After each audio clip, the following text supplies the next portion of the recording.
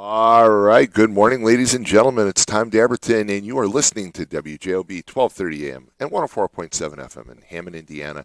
And this is the morning call with Tom Dabertin, and it's so good to be back with you in person, live in Hammond, Indiana. I'm here. I'm going to be here till 9 o'clock. Looking forward to talking to all of you this morning. But let's begin with traffic and weather. And I'm looking at my computer screen, and traffic basically in Northwest Indiana is in really good shape right now. No big problems. Looks like a possible little bit of a slowdown near US 30 on I-65, but otherwise the toll road 8094, Klein Avenue, all in good shape. Going across the line into Illinois, things look pretty good as well. 294 is in good shape. The Dan Ryan starting to show some backup, starting around 47th. A little bit slow on the Bishop Ford, but nothing too serious. The same is true for the other expressways, the Stevenson, the Eisenhower, and the Kennedy. So with that, let's go to Lynette with weather. And Lynette is wearing this morning her Buc-ee's sweatshirt. There you go. Show everybody your Buc-ee's sweatshirt this morning. There it is. This one too. And oh yes, I didn't see the back, but I saw the front right away when I walked in this morning. And we stopped not once but twice at Buc-ee's on the way back from Florida because Donna thinks Buc-ee's is great. I just think it's a great big gas station that sells a lot of stuff. But hey, they sold a sweatshirt to you, so what can I say? So there you go. Let's go to weather. Good morning, everyone. Today we're at 53 degrees with highs of 64 and lows of 36. Should be mostly sunny today with increasing wind, and later tonight should be clear and cooler. And then tomorrow on Thursday we'll be having highs of 59 and lows of 48 with sun through high clouds. And then Friday we'll be having highs of 63 and lows of 43 with a shower in the early morning and some sun and then turning cloudy. So not bad weather at all. What's interesting is driving up, by the way, 1,331 miles is the full trip from our condo in Florida back to Whiting. The price of gas in Florida right now is at $2.71. The price of gas in Georgia, Tennessee, and Kentucky is in the $2.30 to $2.35 range. And Indiana, until you get to the region, is at about $2.71, $2.72. And then you get up here and it's $3. So, and we literally could walk down the street with buckets to get the gasoline. The largest refinery in the Midwest that produces all the gas that I probably used all the way down to somewhere in central Georgia comes from Whiting, Indiana, and it's cheaper down there than it is here, and that's just mind-boggling. And Florida has no refineries. The state of Florida has no oil refineries, and yet their gas prices are in the $2.70 range. So, and I think that's a commentary on what happened yesterday in the elections. So there were elections in New Jersey and Virginia, and the pundits in the national news made way too much about it.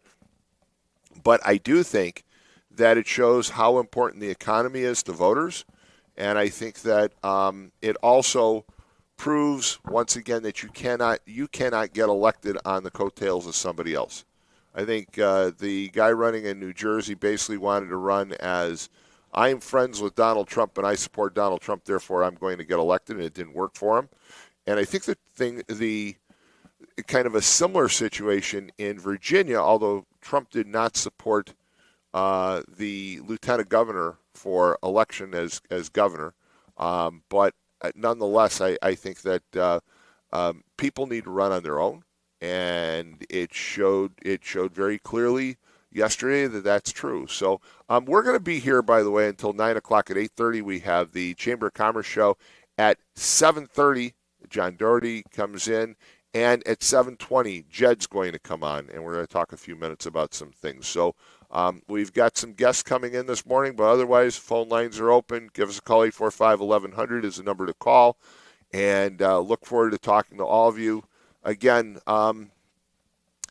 when you look at the election yesterday, I know there's a lot of focus on what happened in New York.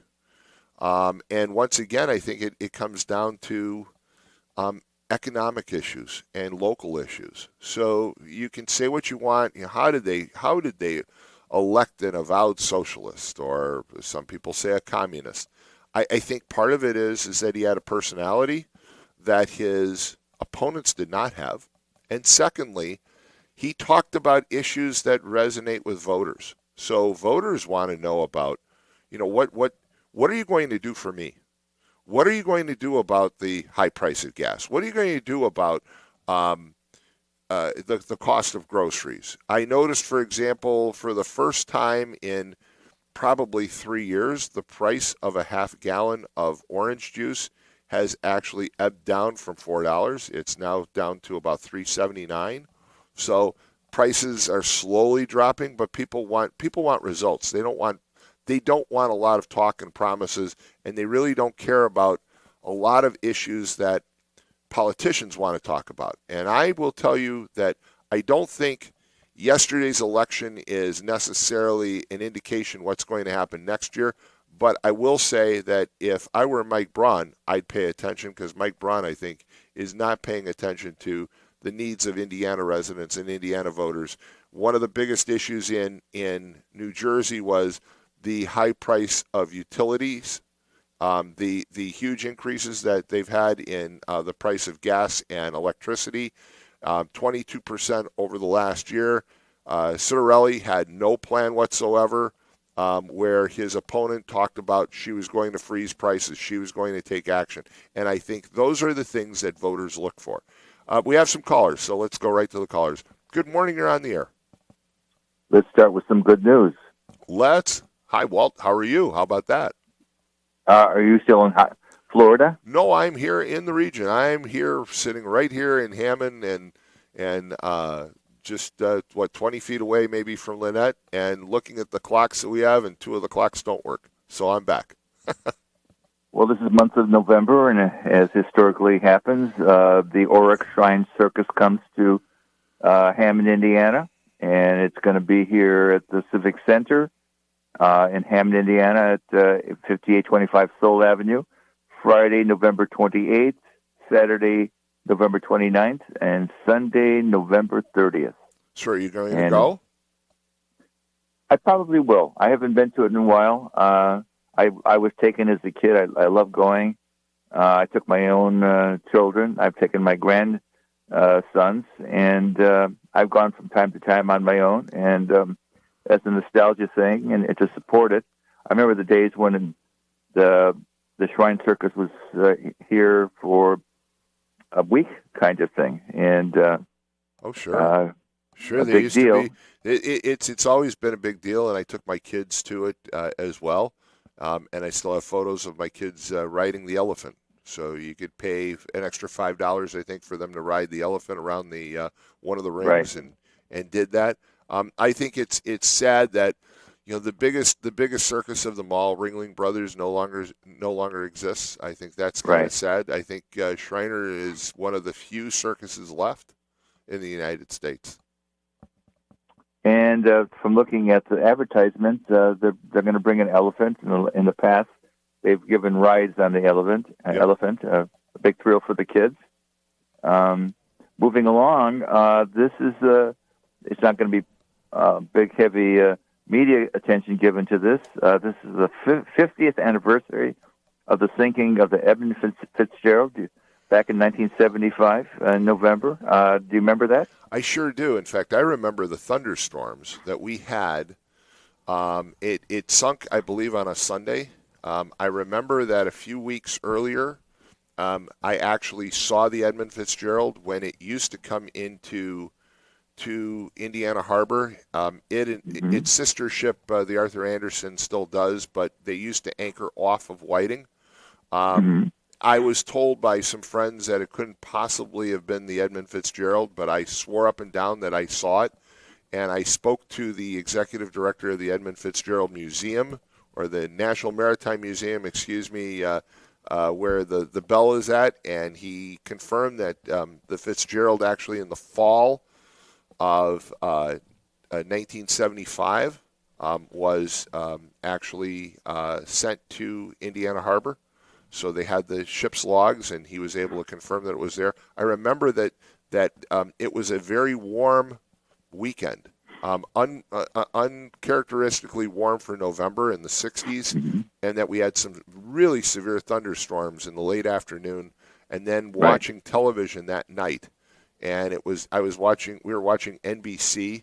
I think it was right after Bonanza or something that they announced that the ship had gone down, if I remember correctly. But I just remember that it was NBC, and John Chancellor, who was on NBC, was the one who gave the report. But the Edmund Fitzgerald, they think there's a new story out from National Geographic that they pretty much know why it sunk and how it sunk, but the Canadians control the debris field and refuse to allow some researchers, many of them are from Purdue University, West Lafayette, that want to go down and confirm their theory, and the Canadians won't let them do it.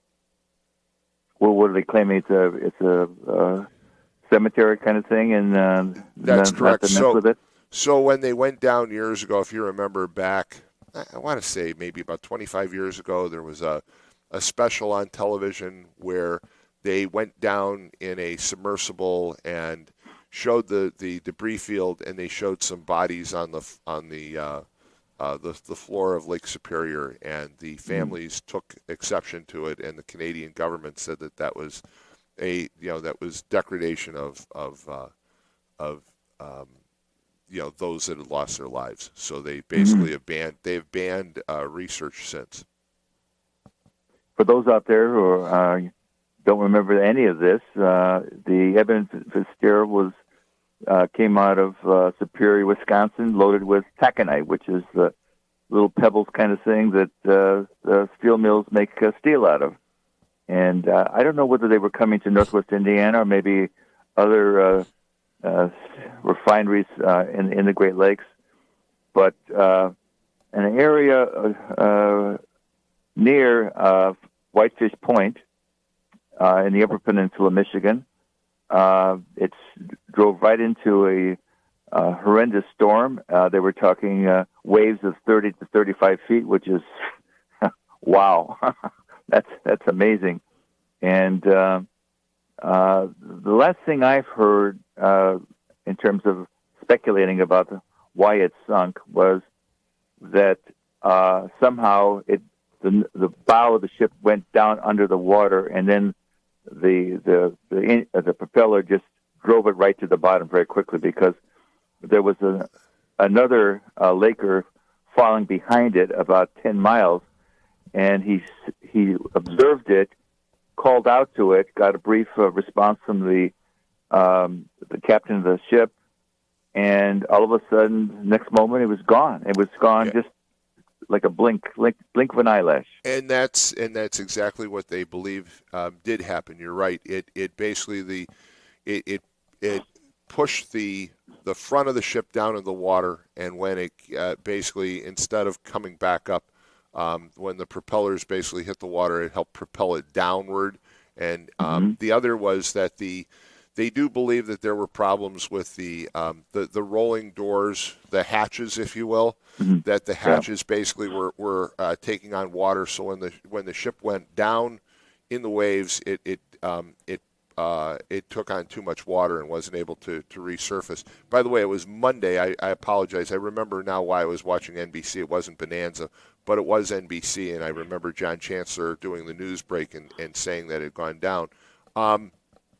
But the Fitzgerald, was a large ship. Lots of rumors over the years. There was even the guy who claimed that that aliens. Remember, there was the claim that that a flying saucer had abducted the ship. There were all kinds of crazy rumors at the time, but it's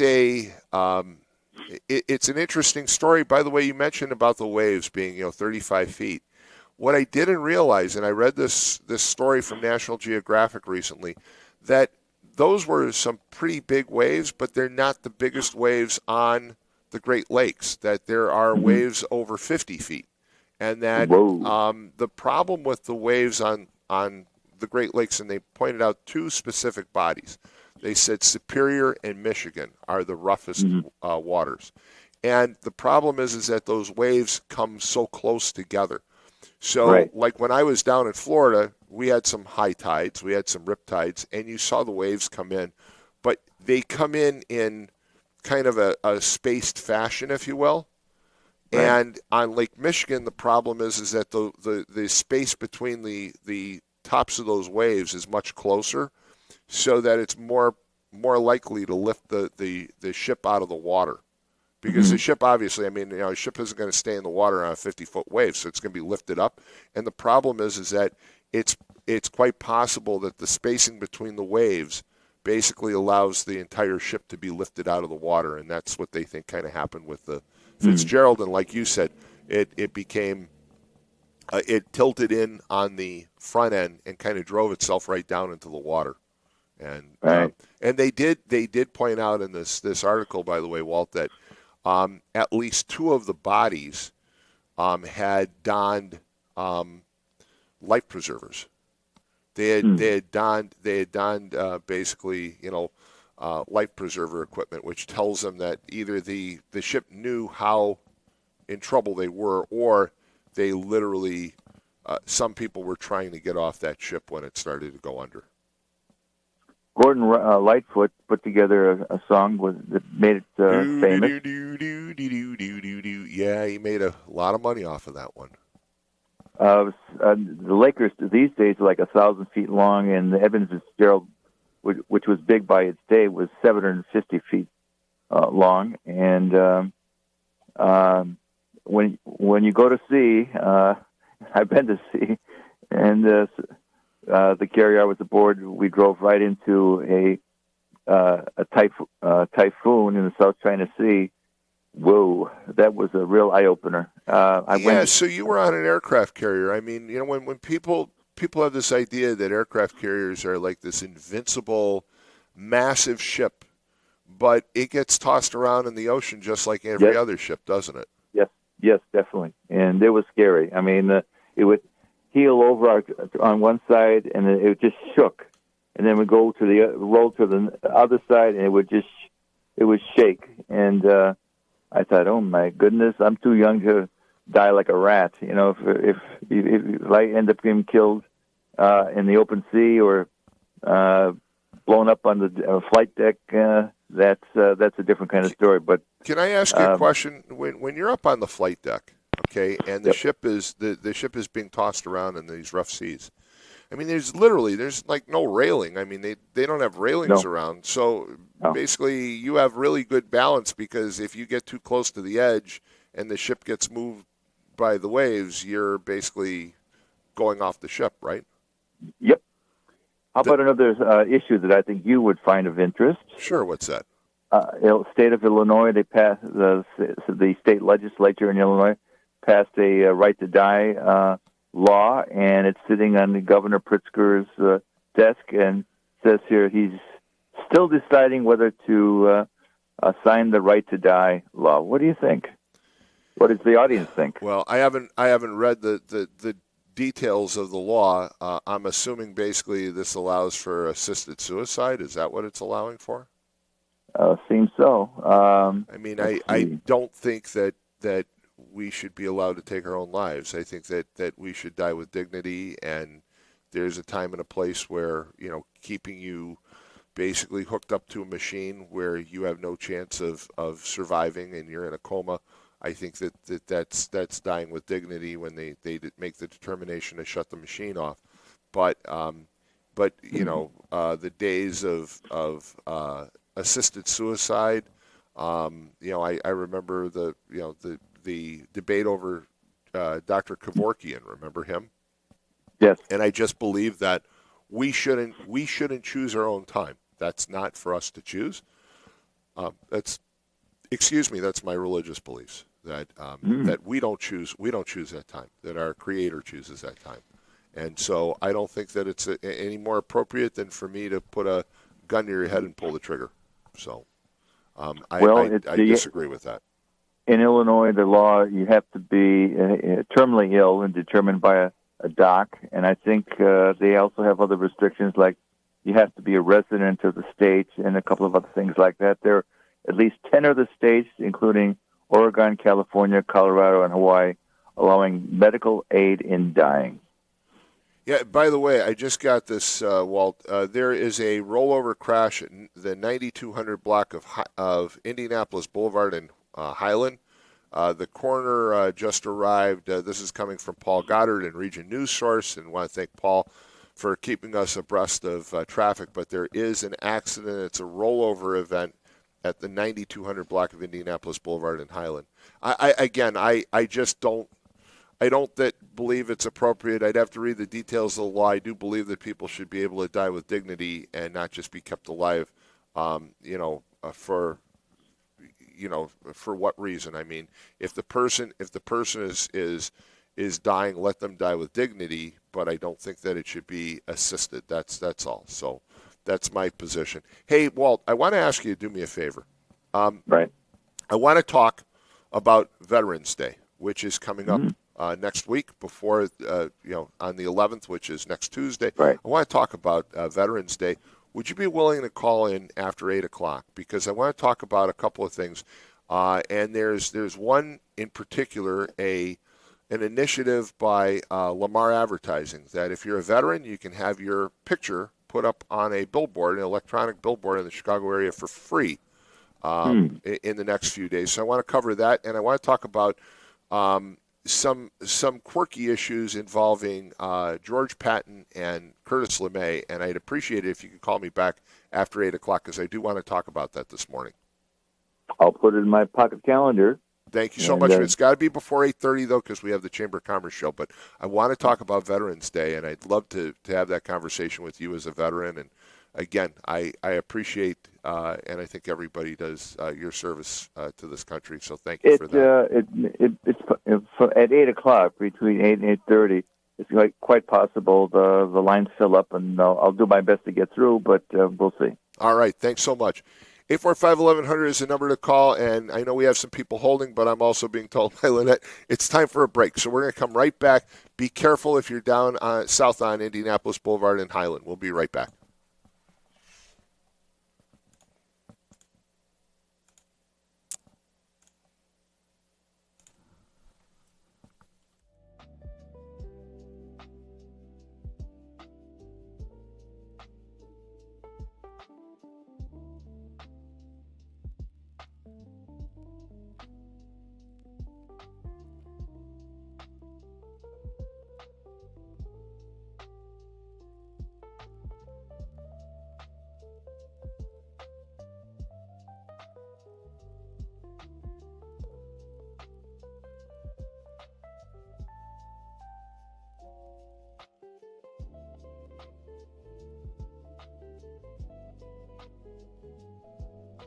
Truck drivers, don't miss out on the unmatched consistency of a Schneider driving job. At Schneider, you can find a driving position that fits your lifestyle and goals, all while getting the pay you deserve. Plus, Schneider drivers operate state-of-the-art, well-maintained equipment and have access to award-winning benefits and a 24/7 support team. Explore Schneider's huge selection of driving jobs today and find your perfect fit at SchneiderJobs.com. That's SchneiderJobs.com.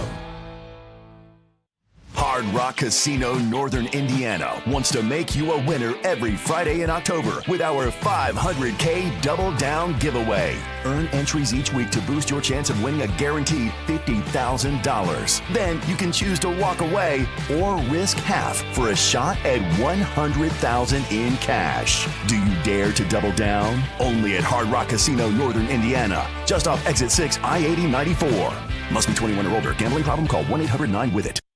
Life's biggest challenges don't come with a warning. When legal issues arise, whether it's a car accident, personal injury, criminal charge, or representing you before municipal boards, you need a trusted advocate on your side. At Westland & Bennett, we listen first because your story matters. We provide strategic, personalized legal solutions to protect your rights, your freedom, and your future. Peace of mind starts with a conversation. Call 219-440-7550 today for a free consultation.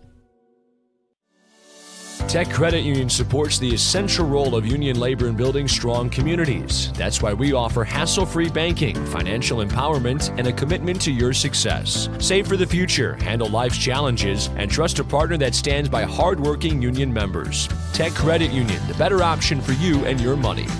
Visit techcu.org or call 800-276-8324. Tech Credit Union, supporting union families every step of the way.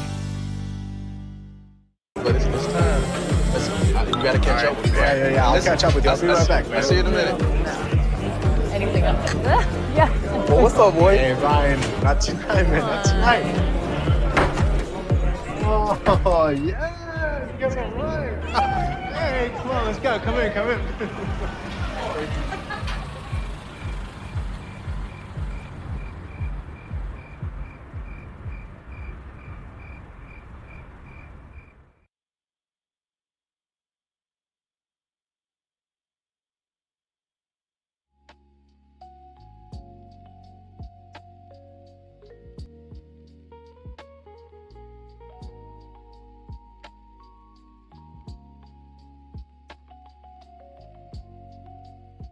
All right, we're back, and I just saw John Wilkening on the Tech Credit Union ad. He's going to join me on the Wednesday before Thanksgiving.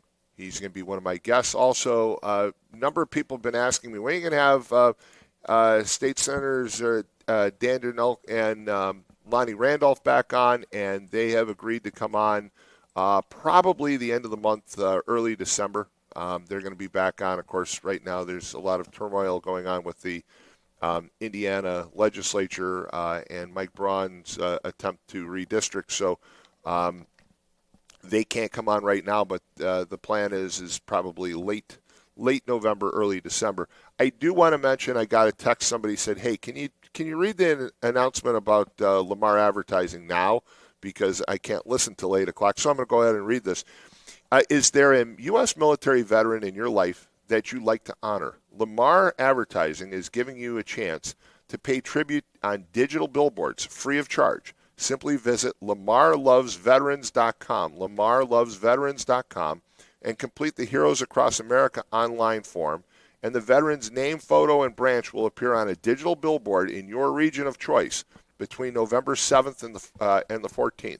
You have to submit by November 12th to be able to get it on the billboard. I think that is really cool. And I don't know if you have veterans in your family, Lynette, but if you do, it's something to pass on. So I want to mention that a couple of times because I just think that is the coolest way to pay tribute to our veterans. And it's what a wonderful gesture by Lamar Advertising. So thanks, Tim McCoy from Lamar, for sending that to me. But I want to get that out because somebody said, hey, I can't wait till 8 o'clock. I've got to be at work. But I do have a veteran in my family. I'd love to participate. So you go to LamarLovesVeterans.com. 845-1100 is the number to call. Do we have anybody holding right now? We do. We have one caller. All right. We'll go to those callers. Good morning. You're on the air. Yeah, as the story relates to the Edmund Fitzgerald, you Yes. seem to be pretty knowledgeable. You seem to be pretty knowledgeable about that story. But one little sidebar. I believe there was 2 other vessels that night in that flotilla that left out of Minnesota. One of them being the Wilfred Sykes. That was actually captained by a gentleman named Dudley Paquette, who happened to be a Hammond resident. And I believe he and the other captain decided to seek safe harbor, considering the fact that the seas were pretty rough that night, which was probably the best call to make. Yeah, I've heard that story before, that there was some connection to Hammond with one of the other vessels, and I never knew the actual name. So the name of the captain, could you give it again? Yeah, Dudley Paquette, and lifelong Dudley Paquette. Yeah, lifelong Hammond resident. He passed away a few years ago, but yeah, a little unknown fact, I guess. A lot of people don't know about that. There's a connection there. Yeah, no, that's very interesting. And again, I remember being fascinated as a kid. Growing up in Whiting Robertsdale, you'd go to the lakefront, and you'd see those great big huge ore boats anchored off of Whiting Lakefront Park. And I can Sure. remember seeing the Edmund Fitzgerald. I mean, there was the Arthur Anderson and the Fitzgerald, and I remember as a kid actually going to the library and digging up information because I was amazed that it would look like the same ship and the name would change. And so you're 10 years old and you think, wait a minute, how could that be? And so I found out that they were actual sister ships. And then years later, I got in an argument with a friend of mine who said, there's no way you saw the Edmund Fitzgerald. It didn't come to Indiana Harbor. It basically ran to Detroit. And I called the director of the National Maritime Museum, who actually is originally from Northwest Indiana himself. I think he grew up in St. John or Cherville. And he was very, very nice. And he said, no, we have the ship's log. And you're right, it was there. In fact, it was there a few months before its demise. So it did sail here. Yeah, one little side note on that. Some friends of mine, we like to go to Lake Erie walleye fishing from time to time. I don't know if you've ever been, but there's an area up there called Putin Bay. It's an island, recreational. You kind of get away from things. But somebody had taken the pilot house from an actual full-size oar ship, cut it off the vessel, and mounted it into the side of the island, and that's his residence now. Very unique engineering. Putin Bay, Ohio. Putin Bay over on Lake Erie, right? Correct. Yes. Yes, I know exactly. I know exactly what home you're talking about. I've seen it before when you take the ferry to and from. Take the ferry. You can see it, and that is an amazing. You're right. That's an amazing home. It's the pilot house basically mounted on like a rock jetty, overlooking Lake Erie. That's really cool. You talk about an engineering feat. That's one right there. But at any rate, hey, on a side note, on a programming note, I've been out of the loop. I make it a point not to listen on Tuesdays because those people on the Tuesday morning show are just insufferable, and I can't handle it. But I saw something on WJOB social media pop up regarding some inflammatory comments, I guess, made towards Andrean and how WJOB was distancing themselves from these comments that were made from an on-air personality. Did Verley Suggs say something about Andrean? Or? Absolutely not. No, Verley. It wasn't Verley. It was Dave Kuziak. Michelle Quinn? Nope, it was Dave Kuziak. Kuziak. And Jed is coming on at 7:20 this morning. We're going to talk about it. Okay. He I think lost his own measure of control in the comments that he said. I've heard them. I've seen the video. Totally wrong. Totally inappropriate. You don't talk about urinating on people or kids or anything else. And oh wow, yeah, I didn't know it's just wrong. It's just wrong. I'm not going to sit here and make excuses. And it is regrettable that it happened. And I'm going to let Jed address it at 7:20. Well, shouldn't we hear from Dave Kuziak as well? My own opinion is we shouldn't hear from Dave Kuziak anytime soon for the comment.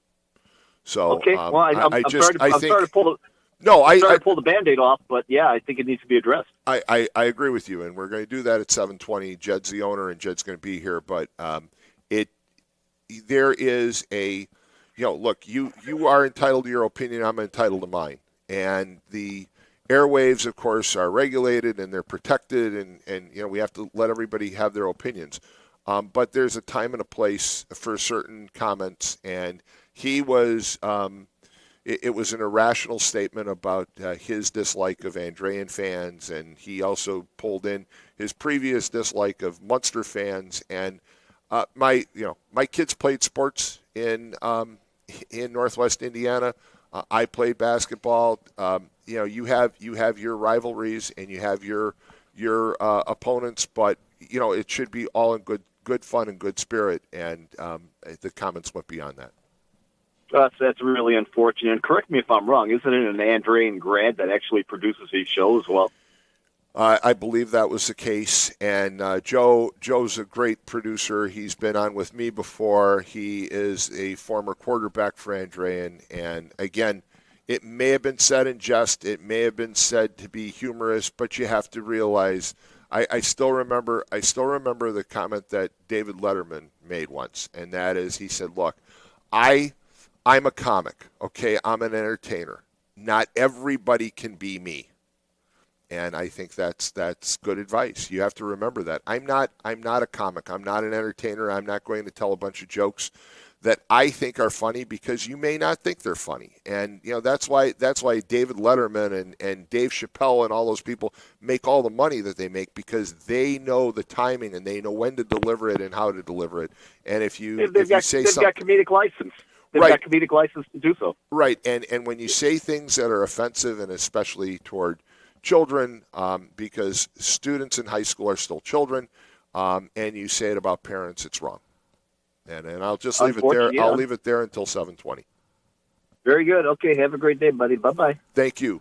845-1100, we have some additional callers. Good morning. You're on the air. Good morning. Welcome back to Indiana. You're in time for Saturday night, Sunday morning. You might see a snowflake, huh? Well, they're saying the possibility, Mike. But, here's the thing that I really regret the most is I came back and all the leaves were still on my trees. So my son told me, my son said, look, while you're gone, I'll cut the grass. The leaves come down, I'll rake the leaves. Well, he told me the other day I'm not going to be happy. And, he cut the grass, but his point was, you're not going to be happy because the leaves are still on the trees, and they didn't come down. Of course, they've been coming down the last 2 days. So I was really surprised. I think this is one of our latest falls that I can remember. I've been around, I go through some areas where I see different types of trees and stuff, and I've been taking pictures of the trees changing. I got one area that I'm sticking to, and every week I'm going to the exact same spot, and I'm going to try to get every week. I'm watching if it's going to start changing colors quick, then I'll do it sooner, but I'm going to do a time lapse of it. But the thing I want to talk about is that cargo plane UPS in Louisville that crashed. Yes. Now, the thing about that is where that storage tanks and that car lot is, I used to deliver right around that area to a steel place.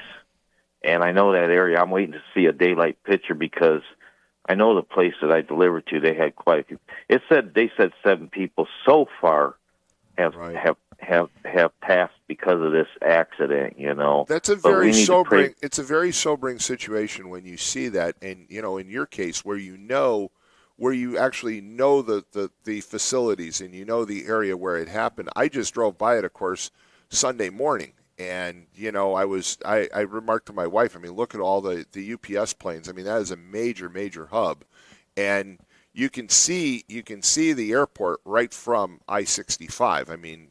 There's no barriers. You can see right into it, and you can see the exact area that the crash occurred. And it is a little sobering for you, I'm sure, to know that you used to be in that spot. The place I would deliver to, when I was sitting there waiting to get unloaded, them planes would come over the facility, and they were so kind of almost low where you could almost see, most cargo planes were descending from there where I was, so there was no passengers, but you could almost see the pilot in that cockpit. That's how low they were, That's why. Well, of course, they're landing and taking off. It's an airport, so you're going to see them very low, but as I understand the reason the reason they had that such a big fire is because they had that plane was leaving from there to go to Hawaii, and that thing was solid full of fuel. Right. It was a triple engine plane. It was fueled for an 8.5-hour trip to Honolulu, and so it was carrying full tanks of jet fuel, and crashed almost immediately as it lifted off. And again, it's so sad to see that happen. We just the people got, on the ground. luckily, the people on the ground as well. It's horrible for the three-person crew, but then you've got people on the ground that get killed by it as well, and that's horrible. Yeah, we just gotta say our prayers for that area, for all the people, and thank God that the responders, the responders got there and started getting it out. Absolutely. And then, I want to go back to your leaves, though, that you're focused in on some leaves. I have to tell you that driving back from Florida, you didn't see the leaves change until you got to close to the state line of Georgia and Florida, and you start to see the different colors. But we're at our peak up here. Southern Indiana is already kind of past its prime, but we're kind of in our prime right now. Right. Maybe somebody, while you were enjoying your nice weather in Florida, took and got rid of all your trees and put artificials up in your yard. I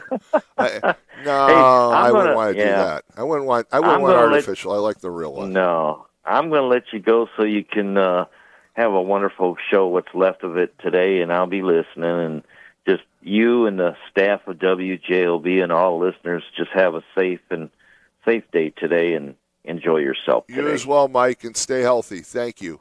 845-1100. We have another caller? We do not. We do not. So lines are now open, 845-1100.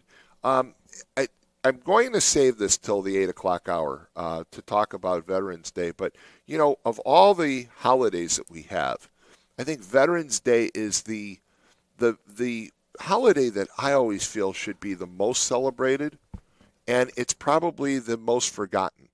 A lot of organizations, a lot of employers don't even give people the day off for Veterans Day any longer. It's kind of like, oh, well, yeah, there's Veterans Day. City of Whiting, small community, of course, on the lake shores here, holds an annual Veterans Day celebration or commemoration. I shouldn't say celebration, commemoration. And they do it right. They hold it every single year. So that's coming up next week. And I do want to, just a quick shout out to the City of Whiting. I want to thank them, in particular Mayor Steve Spebar and the Board of Works, who yesterday presented me with a proclamation thanking me for my years of community service and volunteerism. And that was so nice and so wonderful. I live in Robertsdale, but I'm part of the Whiting-Robertsdale community, and at least Whiting recognized my contributions, and that was so much appreciated, and it was very, very nice of them. So I do want to do a quick shout out to Mayor Steve.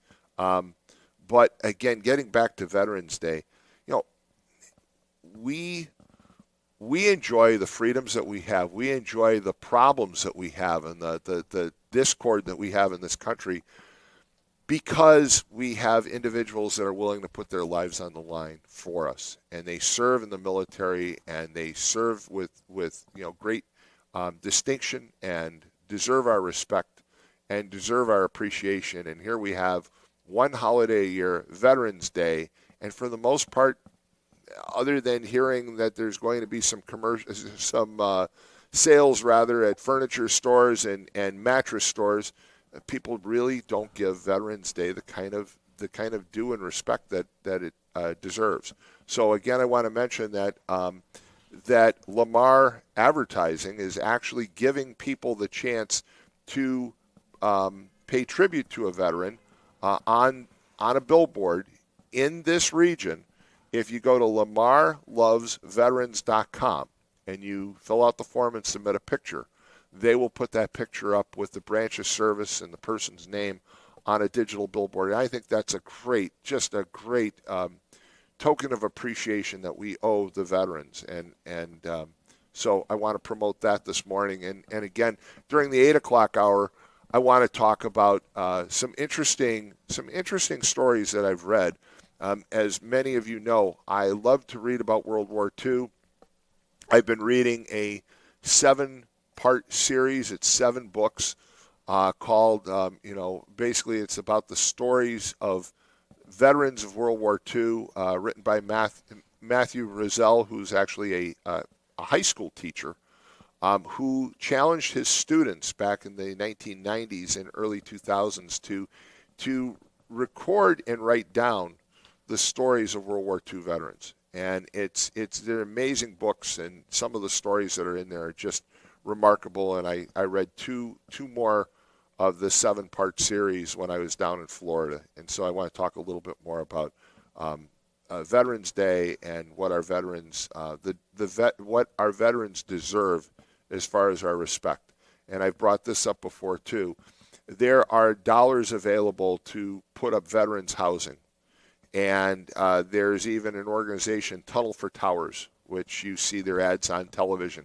And they're trying to raise money to build veteran apartment buildings throughout the United States for those veterans that are living homeless on the streets. There's an 11% homeless rate amongst U.S. veterans, and to me, that's totally wrong that we have that many veterans that are homeless, and they deserve housing. And I've mentioned before, Northwest Indiana would be the perfect place to build a veterans home, and we don't have one. And Gary would be ideal because you could take a street in Gary and renovate homes and turn it into veterans housing.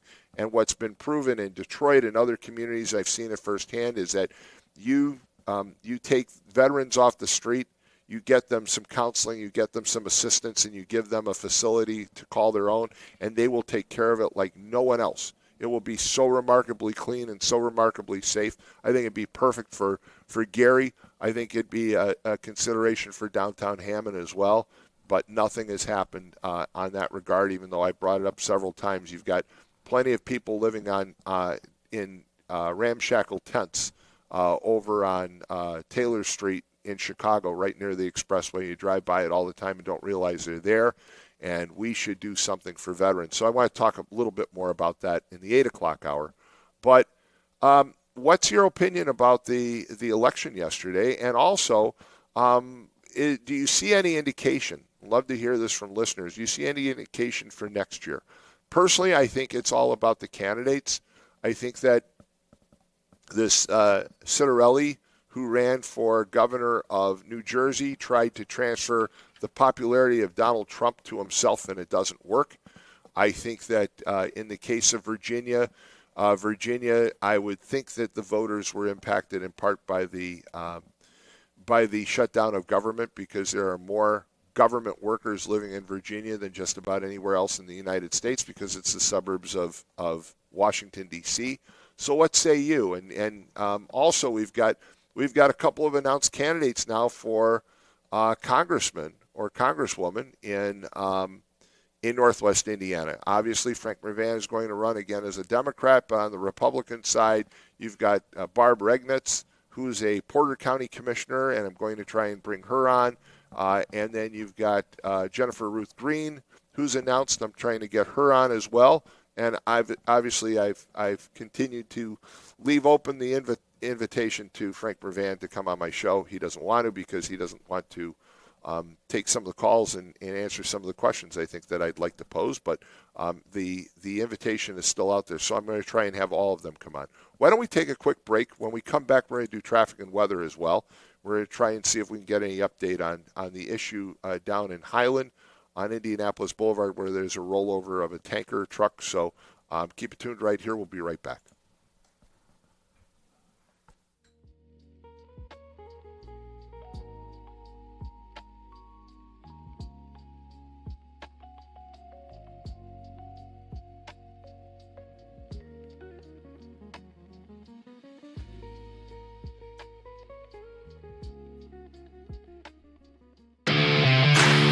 For over 140 years, the Central Midwest Carpenters have built our communities in Northwest Indiana.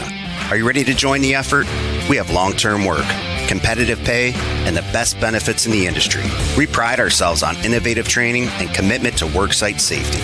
Earn as you learn as an apprentice. A solid career built on a solid legacy. For more info, go to carpenters.com.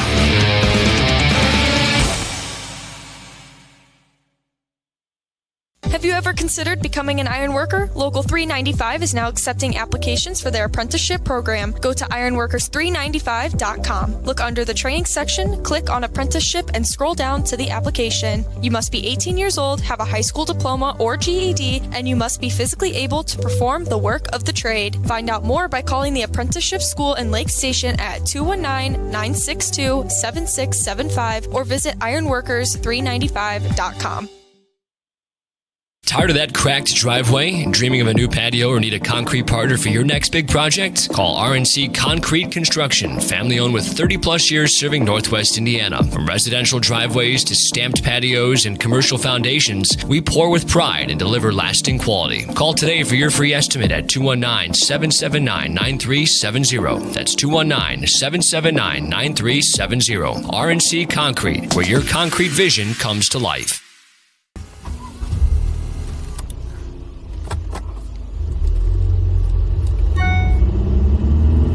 Siri, read me that text. Sorry, I can't complete your request. You want me to read that? No, I got it.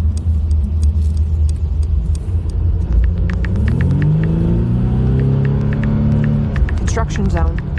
I see it.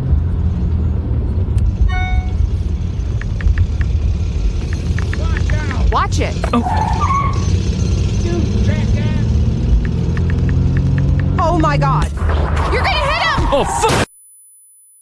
When driving in a construction zone, be smart, be alert, be in the zone. This is Brian Short, Business Manager for the Indiana Laborers District Council. Everyone deserves a safe place to work. Do your part in the cone zone. Slow down, save lives. We're all in this together. A message from Indiana's District Council of Laborers International Union of North America and affiliated locals. Do you want to get a vaccine, but it's difficult to get to your healthcare provider? Call the folks at Right Care Pharmacy. They'll come to your home, discuss your vaccination status with you, and administer the appropriate vaccine with expertise. They offer vaccines for flu, shingles, pneumonia, hepatitis A and B, TDAP, RSV, and COVID. They've been serving the Lake and Porter County community for over 11 years and are fluent in Spanish. Call Right Care Pharmacy at 219-655-5028. Introducing Powers Health, a health system with a new name and a strong legacy of caring for families in our community.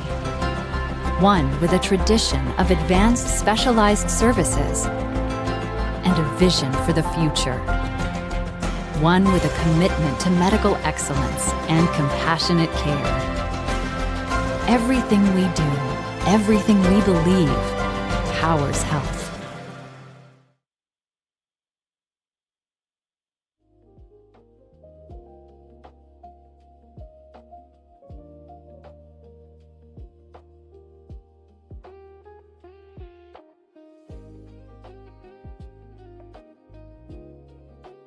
All right, we're back, folks, and let me give you an update on traffic, and then we're going to do weather as well. First off, it's an SUV that's in the rollover on Indianapolis Boulevard, 9200 block of Indianapolis Boulevard in Highland. I misspoke. I saw a text message from a friend of mine, and basically he was saying he could see the tank, not that it was a tanker. So my mistake. And thanks to Paul Goddard, who, of course, Region News Source, want the most up-to-date information. Region News Source is it. And as of 6:48, he's saying it's an SUV. It's rolled upside down, and the coroner has been called to the scene. So that's not a good situation down on Indianapolis Boulevard at all. The rest of the region, Northwest Indiana, looking pretty decent. Little backup near US 30 on I-65 in the construction zone. Otherwise, doesn't look bad.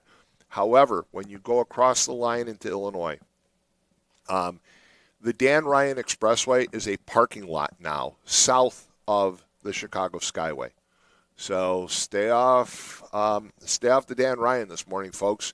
Take State Street, take Lakeshore Drive, but don't take the Dan Ryan into Chicago, into downtown, because it is totally backed up. And you can kind of tell that this is accurate because when you look at traffic past the Circle interchange, it's actually moving at a decent pace, and usually that's an area that backs up pretty quickly. As far as other expressways, the Stevenson's getting pretty heavy. Inbound, Eisenhower as well. Outbound on the Kennedy is heavy. 294 looks pretty good overall. So there's traffic, but again, we do have an accident down on Indianapolis Boulevard in the 9200 block, and going into Illinois, stay off the Dan Ryan right now because it is a complete and total parking lot. With that, let's talk about weather. Good morning, everyone. Today we're at 53 degrees with highs of 64 and lows of 36. Should be mostly sunny with increasing wind, and later tonight should be clear and colder. And then tomorrow on Thursday, we'll be having highs of 59 and lows of 48 with some sun through high clouds. And then Friday, we'll be having highs of 63 and lows of 43 with a shower in the early morning and some sun turning cloudy. And really quick, Tom, for Veterans Day, Tuesday, November 11th, at the Strike and Van Til Food Market, you can enjoy 10% off your total purchase with a valid military ID. It's going to be valid for active duty, retired, and veteran military personnel with ID, and this offer is only valid on November 11th. And again, any other opportunities out there? It's great to hear that STRAC is offering that discount to veterans, because we really owe our veterans so much, and we do so little as a nation to honor them. I mean, we've got this holiday. Again, the origins of November 11th, of course, has to do with the 11th day of the 11th hour of the 11th month for the armistice of World War I.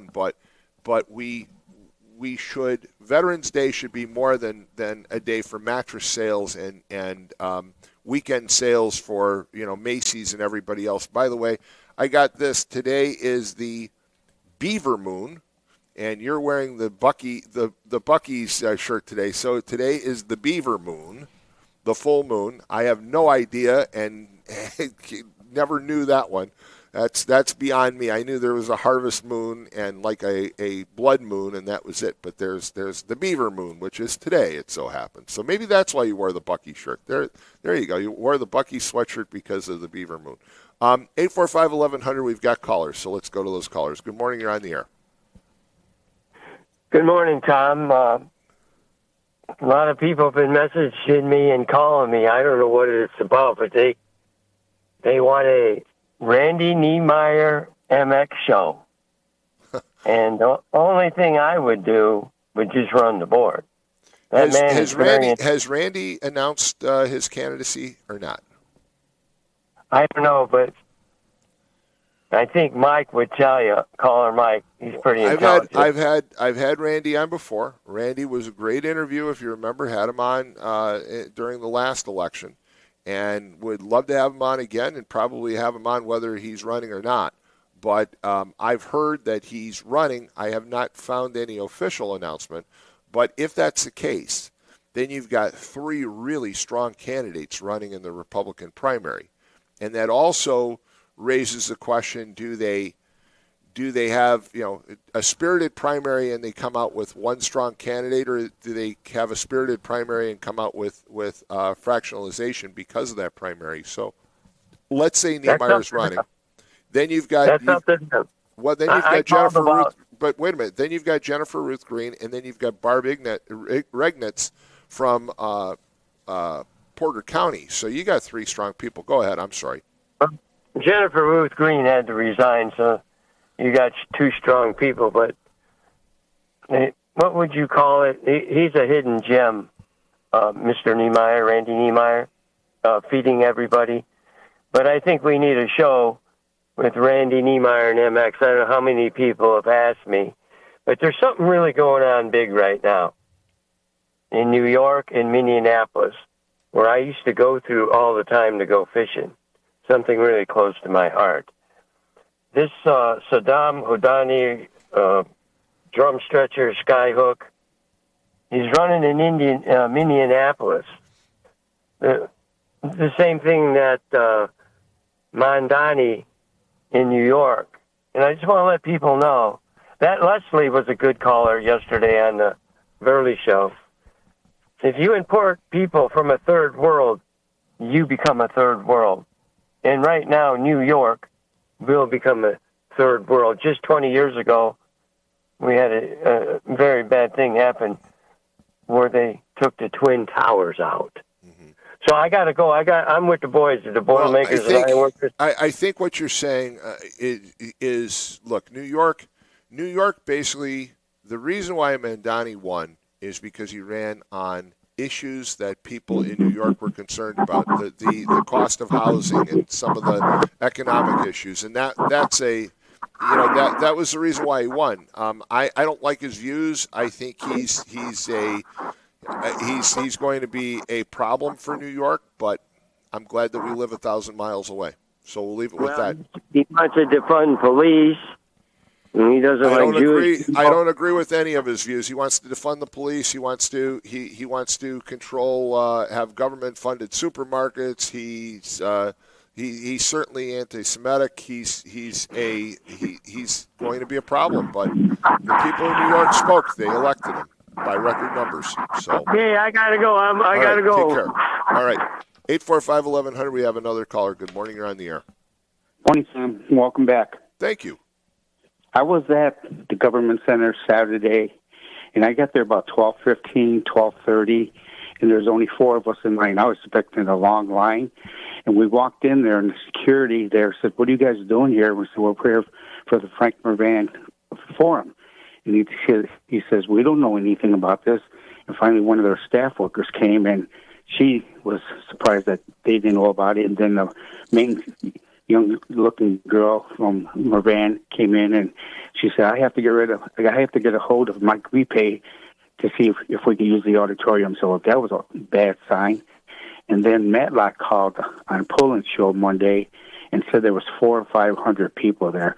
There were not 400 or 500 people there. No, I saw the pictures. In fact, the pictures were posted not only by Frank Mervan, but by some other people that were there, and it didn't look like a very big gathering. And I think there was also a very small crowd at Calumet College. But I don't know that necessarily is an indication of support for Mervan or not. I'm not really sure that it is. I think that it could be poor promotion and poor communication. So I'm not sure that the fact that the crowds were that small that it necessarily is an indicator of the support or lack of support for Mervan. I think that Mervan has some real challenges this time, and I'm sorry, I know him very well, but I think he's got some real challenges. I think that he has not represented his constituents the way many constituents would want to be represented. And I think that the problem is that Frank personally has his views, but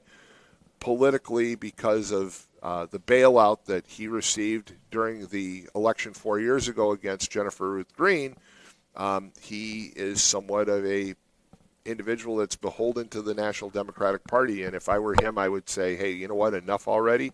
I've done your bidding, and I'm going to represent my constituents and nobody else, and walk away from them. They're not going to primary him. They're not going to put anybody up against him. And he ought to focus on really representing his constituents. I think most of his constituents in Northwest Indiana, for example, don't support men and women's sports. I think that he still owes a lot of people an explanation of why he didn't stand for the child with cancer. There's a whole bunch of things that residents in Northwest Indiana, the people that he's really there to represent, disagree with his actions on. He says he's bipartisan, but he hasn't taken any bipartisan actions in Congress for the most part.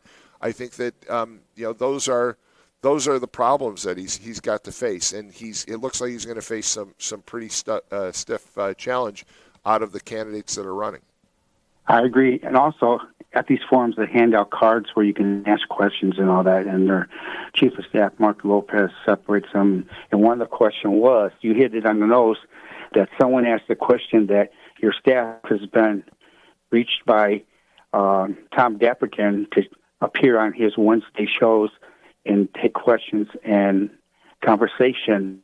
And I don't know if Mervan was being facetious or sarcastic, but he goes, I'll have to check with my staff, who is this Tom Dabertin? And there was the biggest laugh in the world when they heard that. I mean, I think that was rude. Yeah, so I don't know. You know what? He can play stupid if he wants, and maybe he doesn't even have to play that way.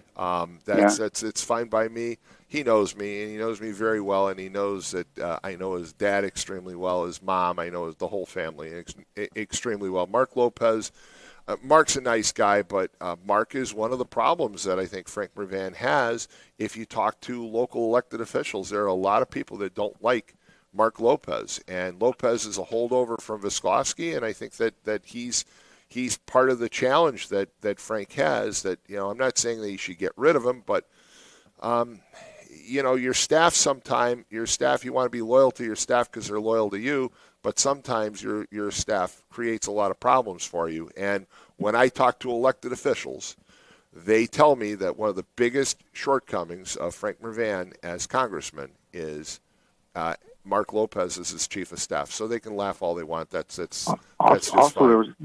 There was several instances from the floor or the cards that Mervan knew nothing about, and he had to refer back to Mark Lopez. And I'm thinking, who is congressman here? Van or Lopez. Lopez knew more than him about some issues. Look, again, sometimes your staff, your chief of staff, is going to know a lot of details. That's true. Frank can't be everywhere and know everything, but in the case of Lopez, there are a lot of elected officials, Democratic elected officials, who are current office holders in Northwest Indiana who will tell you that they're not a fan of Mark Lopez and that they feel that Mark Lopez has way too much influence on Frank and that Frank isn't running the show all the time. And so, if whether that's true or not remains to be seen, but you hear that. And so is Lopez becoming a liability for Mervan? Possibly. But, again, that's up to Frank Mervan. He's got to choose who his chief of staff is. And again, it's funny because if I wanted to, I could show viewers and listeners, or I could show listeners at least, or viewers at least, I could show you my phone where, I have plenty of text messages from both. So Frank Mervan and Mark Lopez know who they're talking to and who I am because I've got plenty of text conversations with them. But again, and then, it doesn't matter. Man, like I had mentioned about security, there was once whoever checked you in, he was at that booth, and there's one guy that was at the door when Mervan was speaking, and there was a couple husky guys. I don't know if they were Mervan's bodyguards. These guys look like bodybuilders standing on the stage listening. They weren't in the audience, so everything that everything was over my head. The big thing was about Johnson not calling them back in because they're scared of this lady that's going to be seated in Arizona, and she's deciding to vote for the Epstein files. I don't care about the Epstein files. I'm worried about our country. That's in the past. They had their fun, whatever. So, great show. I'm still waiting for my hat. I'll see you at church. All right. Thank you so much. Take care. 845-1100 is the number to call. We got another caller holding. So, good morning. You're on the air. How full of yourself are you that you think Congressman Moran would come on your show after you bring on an alleged predator, sexual predator, groper, whatever you want to call him? You're a joke to WJOB, and you lost any credibility or respect you ever had when you did that. All right, well, Congressman Moran. So Congressman Mervan, let me back up. Congressman Mervan last August, or back during the last election, I saw him in August. It doesn't matter. And I asked him, excuse me, and I asked him if he'd want to come on, and he said he'd be glad to. What you did, well, and you brought in that joke what you're talking in the about. Studio, you're talking about an individual who has been on who's been on a number of shows here. All right. Well, thank you for listening. All right. Thank you for listening. 845-1100 is the number to call. I'd be glad to talk to anybody, but that individual, if you're going to have a conversation, we're going to have a conversation. If you just want to scream and holler about things that have nothing to do with the topic at hand, it's just not worth continuing the conversation. 845-1100, we have another caller, so we'll take that caller. Good morning, you're on the air. Good morning. Good morning. And I think we have a drop call. So, again, look, I have invited Frank to be on. I've invited Barb Regnitz. I've invited Jennifer Ruth Green. And I will invite Randy Niemeyer if Randy Niemeyer is actually an announced candidate. I don't know that he's announced. I'm looking. I see Jed. Jed's going to be on in about 10 minutes, but I'm going to do a quick shout-out in the office. Did Niemeyer announce Jed? Jed? No, yeah. So I don't know that he's an announced candidate yet. There's rumors that he's running, but I don't know if that's true or not. So again, we'll have all of them on. I think that it's important for voters to get to know who's running for Congress, including the incumbent as well as any challengers. So as I understand it from some Republican friends, it's going to be very interesting because there's a lot of excitement about this Barb Regnitz, who I know just by name. She's a county commissioner in Porter County and supposedly very, very popular, and they feel she's going to be a strong candidate. Again, Jennifer Ruth Green, as MX mentioned, there's some concerns about her. She had to resign, at least the stories go, from the Braun administration. So we'll see what happens with her candidacy. Is she someone who, like this Citarelli in New Jersey, is she someone that maybe ran too many times, and that might be the situation as well. So 845-1100 is the number to call. Again, we're also, I don't want to spend too much time talking about the congressional race because, frankly, we're a year away from it. So do we want to get too involved in talking about congressional race that's a year away? We've got some more callers. Good morning. You're on the air. Tom? Yes, good morning. Why don't you throw your hat in the ring? I have no interest whatsoever. Look, what I would like is I would like to, again, hear from the candidates to explain what they're going to do for Northwest Indiana and how they're going to represent them. And my job is to promote debate and discussion on those on that race and on their candidacies. But no, I have no interest. I have no interest in running for anything. I'm past 65 now. I'm looking at 66. It's coming up. It's coming up down the road, not too far. And I just, I enjoy life doing what I do, and I have no interest in running for any office. People have asked me to run for the mayor of Hammond. I'm not going to do that either. Whatever it's worth, if you were to run against Frank the Farmer, you'd have my vote. Well, thank you. But I really, and again, people misunderstand. I don't dislike Frank Mervan. I like Frank. I think that Frank's got some issues that he's got to work out. And if he works them out, great. And if he doesn't work them out, then he has to deal with those choices. But I personally like the guy. So based on what you're explaining with the whole relationship with Mark Lopez and Visklowski, Mark Lopez is nothing more than the auto pen. Well, Mark Lopez has been around for a long time. Look, I know Mark very well. He, in fact, when there was a point in time when he left the Visklowski administration for a very short period of time and went to work for a engineering firm and then went back in. And I know the circumstances, and I won't get into that today as to why he left and why he jumped back in. There were some issues going on with Visklowski at the time, and there were some issues that some people thought was going to take down Visklowski, and Mark kind of jumped out, and then he jumped right back in when those issues didn't seem to come to fruition. And Mark's a nice guy. Individually, he's a very nice guy. Last time I talked to him was, I think, last year, maybe last August or so. But he's a nice individual, and he's a good individual. And I'm not faulting him personally. I'm saying that when you've been in that position as long as he has, he was with Visklowski, now Mervan, that the position of chief of staff, it's kind of like a magnet. It's gonna attract all the metal in the area, right? And it sticks to you.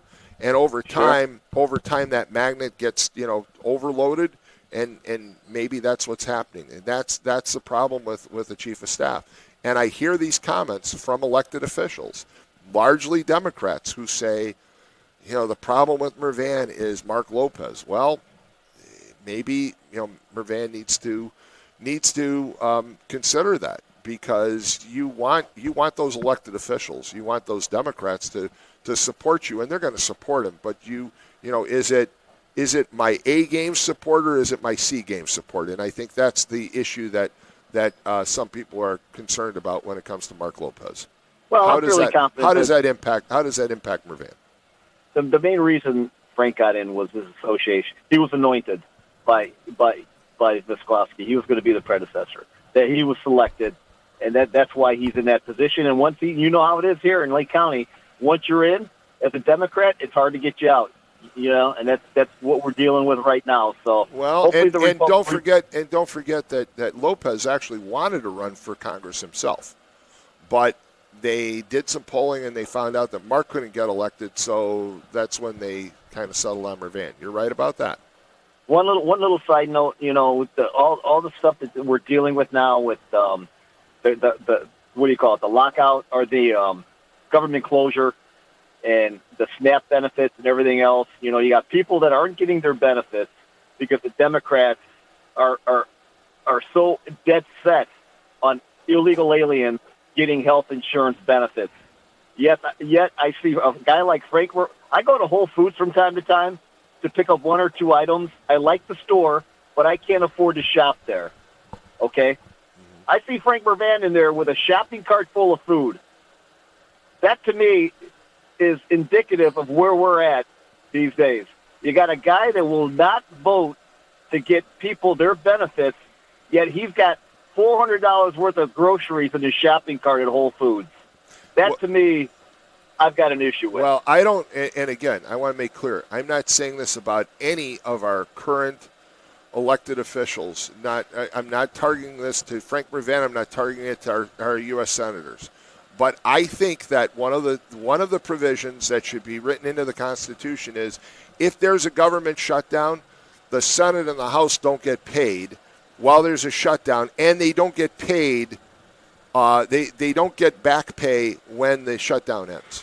I think that's one way to make sure that we don't have long shutdowns. How many checks has Donald Trump accepted in his two presidencies? Well, he's donated all of his salary to charitable causes. That's true. Thank you. But guys like Racist Ron don't want to hear that. You know, they're totally oblivious to that. Again, on closing, I'm just going to say, Tom Dabertin for 1st District Congressman. He's got my vote. And I say I will not run, and if elected, I will not serve.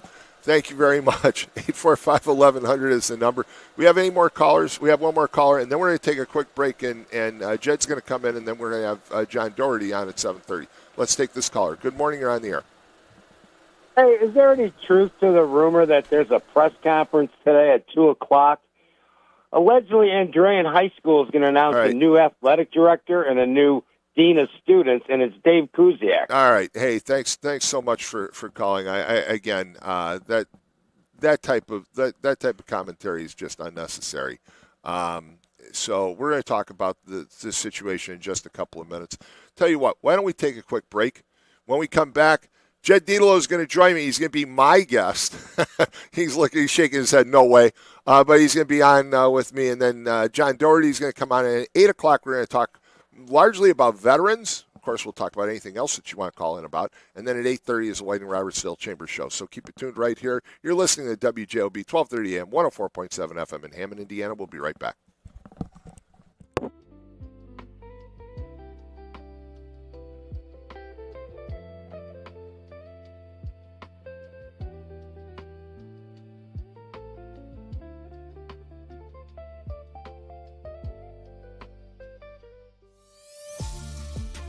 If you're thinking of finishing your basement, installing outdoor security cameras, or your business has plans to break ground on a new project in 2024, Powering Indiana, Lake County is your source for the region's best electricians. With IBEW, Local 697 electricians, you're choosing the highest level of safety and reliability. Visit poweringindiana.org today and ensure your project is in the hands of skilled professionals. From the gas in your car to the heat in your home and the roads that you drive on, our work powers daily life. We are USW Local 71, the proud men and women of the Whiting Refinery. We're not just refinery workers. We're your friends and neighbors, raising our families here, shopping in the same stores, and cheering in the same stands. USW Local 71, powering the region because we are the region. Are you searching for a college where you belong? Calumet College of St. Joseph wants to know you and give you the support you need to succeed. Are you worried about how you'll pay for your degree? 95% of our students receive financial aid, including scholarships and grants. Need some extra help with your classes? You'll benefit from our small class sizes, free tutoring, internship planning, faculty mentors, and so much more. Come experience our accepting, supportive college family for yourself. Schedule your campus visit and apply at ccsj.edu. Tech Credit Union supports the essential role of union labor in building strong communities. That's why we offer hassle-free banking, financial empowerment, and a commitment to your success. Save for the future, handle life's challenges, and trust a partner that stands by hardworking union members. Tech Credit Union, the better option for you and your money. Visit techcu.org or call 800-276-8324. Tech Credit Union, supporting union families every step of the way. At At Strachan Van Til, we believe grocery shopping should be simple. Now, shopping is easier than ever with our new and improved website. Find what you need fast.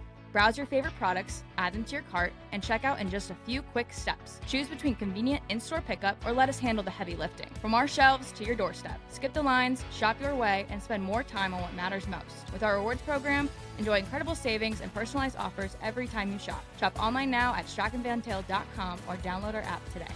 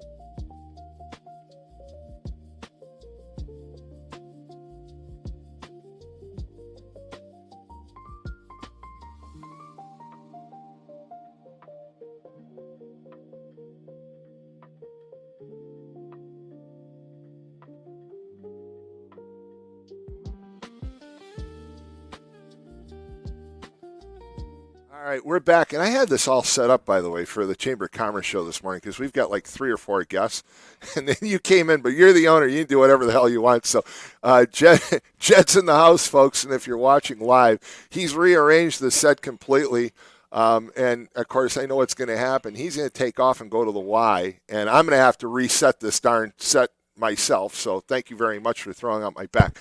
I'm actually going to see your brother at the Y. You're going to see David swimming. You guys are both swimmers. Yeah, I enjoy hanging out with him. And I know you guys got to do weather. You know what? Hold on. Here's the thing we got to remember. You're not in charge. I'm not in charge. She's in charge, right? The relationship during these shows is that all of these people are taught that they are in charge. Right. Now, Lynette, that even goes when I'm in the studio. Okay, does that make sense? Yep. You are were you from Harbor or South Side or what? East Chicago Harbor. From the Harbor, right? You should know how to boss some people around, right? Even when he comes in and tosses, maybe you could boss him around for tossing around all the furniture because you and I have to move it during a break. But now that's different. Once the show starts, you're in control. You tell him, every one of those callers that comes on, if there's a problem, I'm going to talk to you. I'm not going to talk to him. It's on you. And you understand that, and that's why you're given this job. But anyways, go ahead. We got weather and traffic, right? So you need to say, hey, guys, go ahead. We're going to do traffic. We're going to do traffic right now. And as I've said earlier this morning, folks, if you're headed into the city, look, Northwest Indiana looks pretty good. There is a rollover crash, 9200 Indianapolis Boulevard. The coroner is on there, is on the scene. I don't know if that's been cleared yet, but thanks to Region News and Paul Goddard for bringing that to our attention. I-65 looks good, 8094. The toll road looks good. When you get across the line into Illinois, this is a stay off the Dan Ryan this morning. The Dan Ryan is a parking lot. It is backed up past the Chicago Skyway. So you're going to take the Skyway, and you're going to get backed up now on the Skyway. So you're going to have to try State Street, try Lakeshore Drive looks pretty decent. 294 going around the city isn't bad. The usual backups for the Stevenson, the Eisenhower, and the Kennedy, but the Circle interchange doesn't look bad, largely because of all the backup on the Dan Ryan. So I'm assuming that it clears somewhere right around Chinatown, around 22nd. And so again, if you're on the Ryan, you may as well take a surface street because you're not going anywhere fast. With that, we'll take weather, and then we'll get to Jed. Good morning, everyone. Today we're at 54 degrees with highs of 64 and lows of 36. Should be increasingly windy today with sunshine and a few clouds. And then tomorrow on Thursday, we'll be having highs of 59 and lows of 48 with sun through high clouds. And Friday, we'll be having highs of 63 with lows of 43 and a shower in the early morning with some sun and then turning cloudy. All right. And Jed said he's going to go swim with my brother David. You know what? Another brother of mine, my brother Mark, you met him he's the one that lives out east. You met him at my wedding. My brother Mark is now swimming. The one guy who doesn't swim in the family is me, and I've got an in-ground pool. So figure that. But, That is kind of odd. I will say one thing about Dave Dabertin and all of the Dabertins. They're able to, I guess, take a little bit of a joke. But I get there, and I'm looking, and all the lanes are always taken because it's a very used facility. And then I look in this one lane, and if there is this incredibly hairy person going back and forth and I'm seeing their back, I know Dave Dabertin's in there, and I could share the lane with him. I'm like, dude, man, hey, Ewok, move over, will you? You know, David, you went and swam in Lake Michigan with him this summer, too. Yes, I did. And you know what? He will tell you, they've all tried to teach me how to swim. Okay, David has, Mark has, my brother Peter has, my brother Michael tried. He's the one that passed away. And David will tell you that if you try and teach me how to swim, you need to know one rule, and that rule is punch me. Punch me in the face because I will try and drown you. I panic in deep water.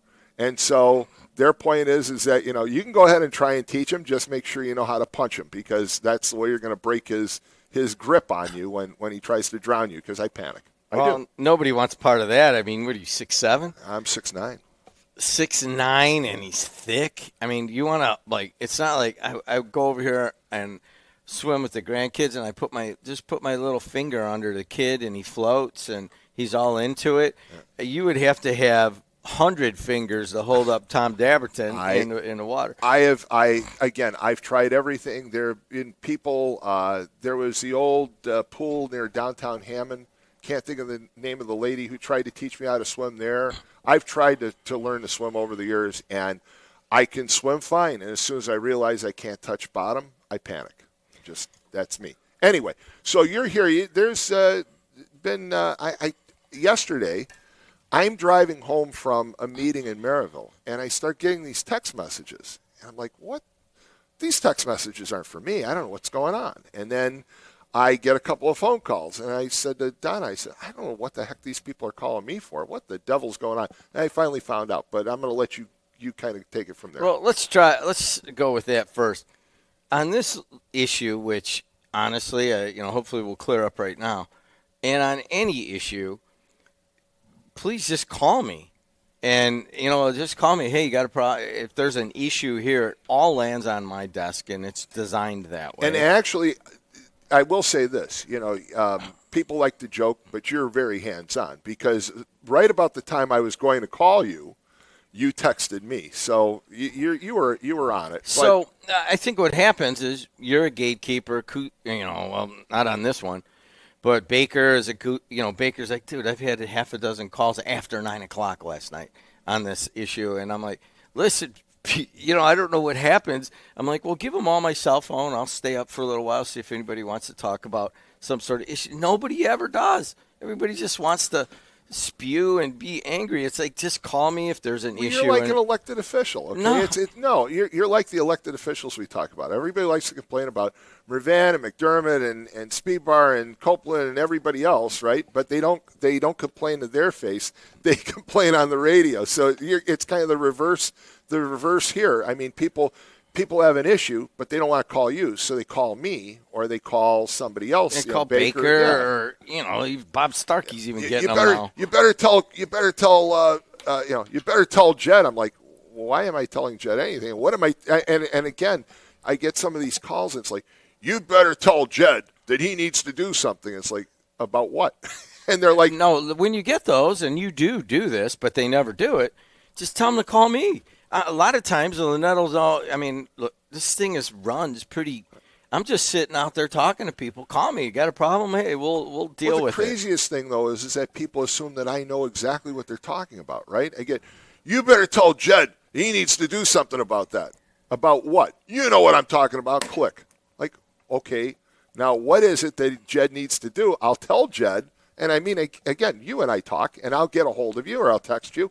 But I need to know what it is I'm telling you about. And then people are sending me text messages. And, I've got one of those cars where you push the button and it plays a text message, right? And I get HTTPS dash, like I can't watch or hear what the heck's going on. And I'm driving I-65 with construction, so I'm not going to look at my phone because I hear the ads right here, not to look at your phone while you're in a construction zone, so I'm not going to look at it. And I have no idea what the hell these people are texting me and calling me about. So there you go. So this would be at 7:30. I know I'm taking Doherty's time. I just want to address a few things.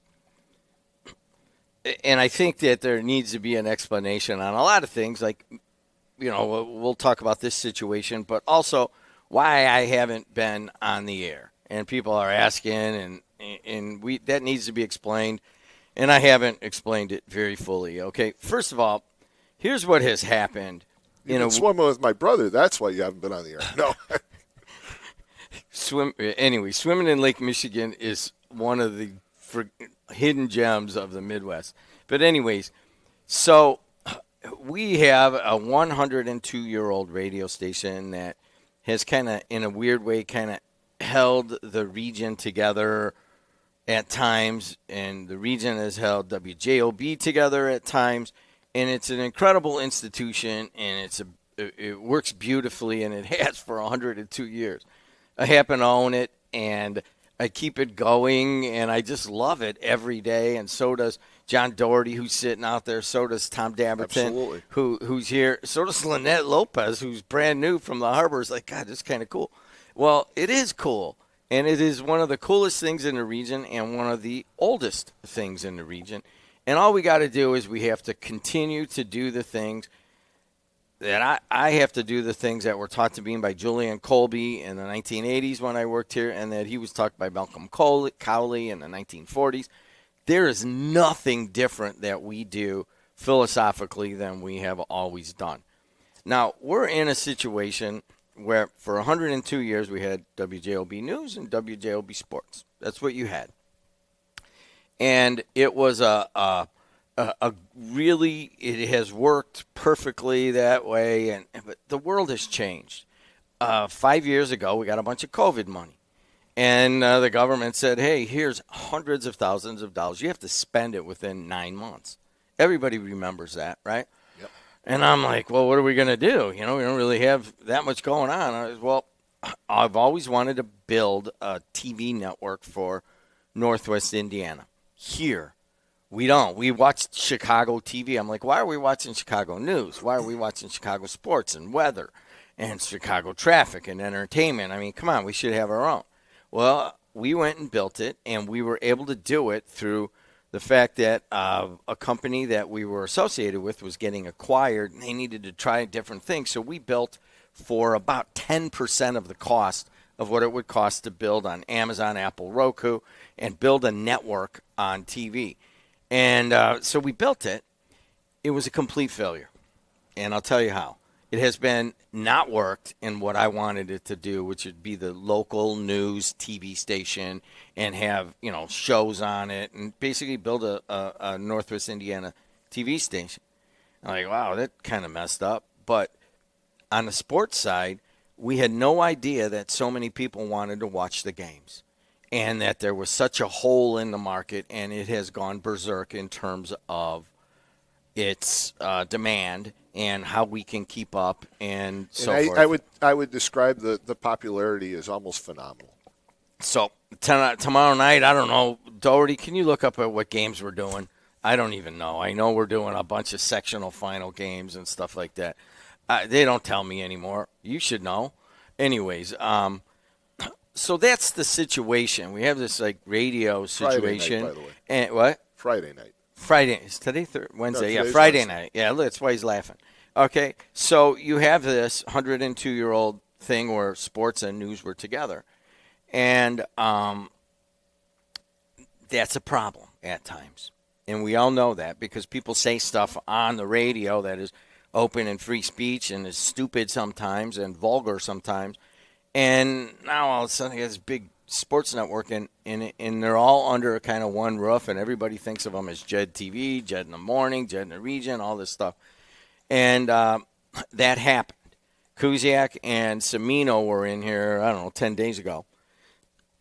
Semino is an interesting character, but he was the quarterback for Andrean 3 years ago, right? Right. He's a big athlete. He's a good guy. He's going on he's learning broadcasting. He wants to work here. I could even tell you all about his situation. But he's really good. Well, he has been put in the unenviable situation of having to produce for Dave Kuziak, which is very difficult. Right now, 3 producers are in Chicago media. Jimmy Mullaney, Sonny Santana, and Rob Aguirre all had to sit there and keep that guy mellowed out and keep the show moving. And quite a, not only do those 3 guys know tech, they learned how they got yelled at by me. I go, you know what that guy's going to do? You need to keep him under control. And I'm gonna say something on my own behalf, which is all 3 of those guys basically produced for me, and they all said that they liked producing for me the best. So because they had to be on their toes. And then at the end of the show, I'm yelling at them if something happened, and that's how it is in Chicago. Right. I mean, that's how they do it, and so now they're fully trained and they're making big money, and that's how it is. Doing well, and it's part of the legacy of WJOB that's existed for that 102 years. There are a lot of people that come through these doors and go on to bigger and better things, and that's part of the relationship you actually have with Purdue Northwest too. Yeah, so that's a different one. But so Semino and Kuz, I have not seen it, nor will I see it. Okay, I trust my people to tell me what's going on, and that's how it works. And Semino and Kuziak are goading each other. You got the Andrean quarterback, and you got the curmudgeon Bishop Knoll guy, and they're going back and forth. And then Kuziak says something that has been repeated to me that was extremely vulgar. And Colby taught me in the mid '80s. He goes, "Listen, you can't censor anybody. If you don't want them on, just don't put them on. But you can't tell them what to say or what their opinion is." And I learned that, and we've been consistent with that. I don't think I've ever even hinted with you on where you should go, or even if you're talking about someone that's my friend, I don't think I've ever intervened, have I? No, you never done. Okay, and that's how it needs to be so that you could exist for 102 years. Otherwise, you're going back and forth, and you're in everybody's issues and stuff. No, and Lynette's learning this too. Whatever your position is, let's respect the callers. Let's respect people's opinions. Kuziak has his own opinions on it. But it was vulgar, and I can't apologize for that. And I apologize to everybody in the Andrean community that was injured in some way by a vulgar comment, the vulgarity of it, and also the Munster community that was also kind of dissed in that.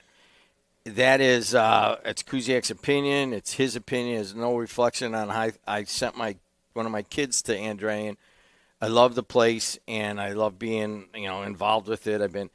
There's only 3 people that talk to me on through this whole issue. That's Mike Schultz over at Munster, the athletic director, Neil Demos, and Nate Laird over at Andrean. And it's like they get it. They know how to operate an operation, and it is it's moving along in the right direction. But the vulgarity of that is not tolerated. And part of it is that there's a lot of kids listening right now that are in the back seat going, what's this guy talking about? This is boring. And it is boring, honestly. I'd like to get past it. But there's that apology. Andrean is a fine institution. Munster is a fine community. And they don't need to be talked about in extreme locker room fashion.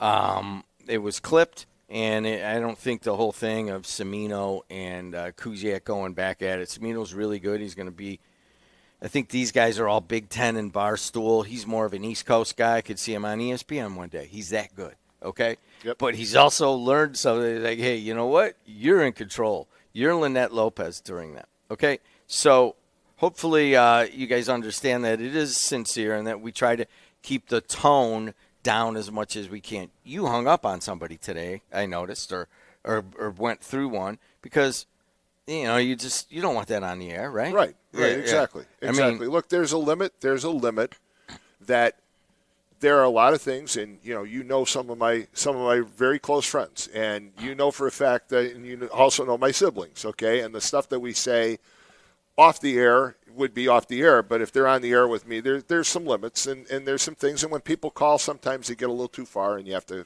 end the call. So here's the other part that I have not been forthright about, like what exactly is going on. We talked about built this sports network that has overtaken us, and I'm going to tell you that I have been advised, and Dabertin knows this, that we have to split our news and our sports. It just has to go separately. I'm like, well, you don't have ESPN News and Talk, and you don't have CNN Sports Network. I go, yeah, but you have Fox Sports and you have Fox News. I go, and the people that have counseled me are like, yeah, but they're Fox and you're not. Okay, so I have been advised by we have an attorney, and he's like, listen, comes in, looks at it, and I'm going to tell you right now, you got to split these things. They got to be separate operations legally. Boom, boom, boom. And they are, but they have to be known and just split entirely. Okay, why do I have to do that? It's been 102 years we've been doing the same damn thing. We did Hammond Tech rolling down Holman Avenue in 1940. We did 2007 when Turkovich got the Sagamore, the Wabash. It was all news and sports, and we're all one together. I'm not doing that. So then we hire a marketing consultant, and I'll just announce it right now that Matt Hansen is helping us out here. And he comes in, the first thing he's like, dude, you got to split these. They're two different things, right? And he goes even further.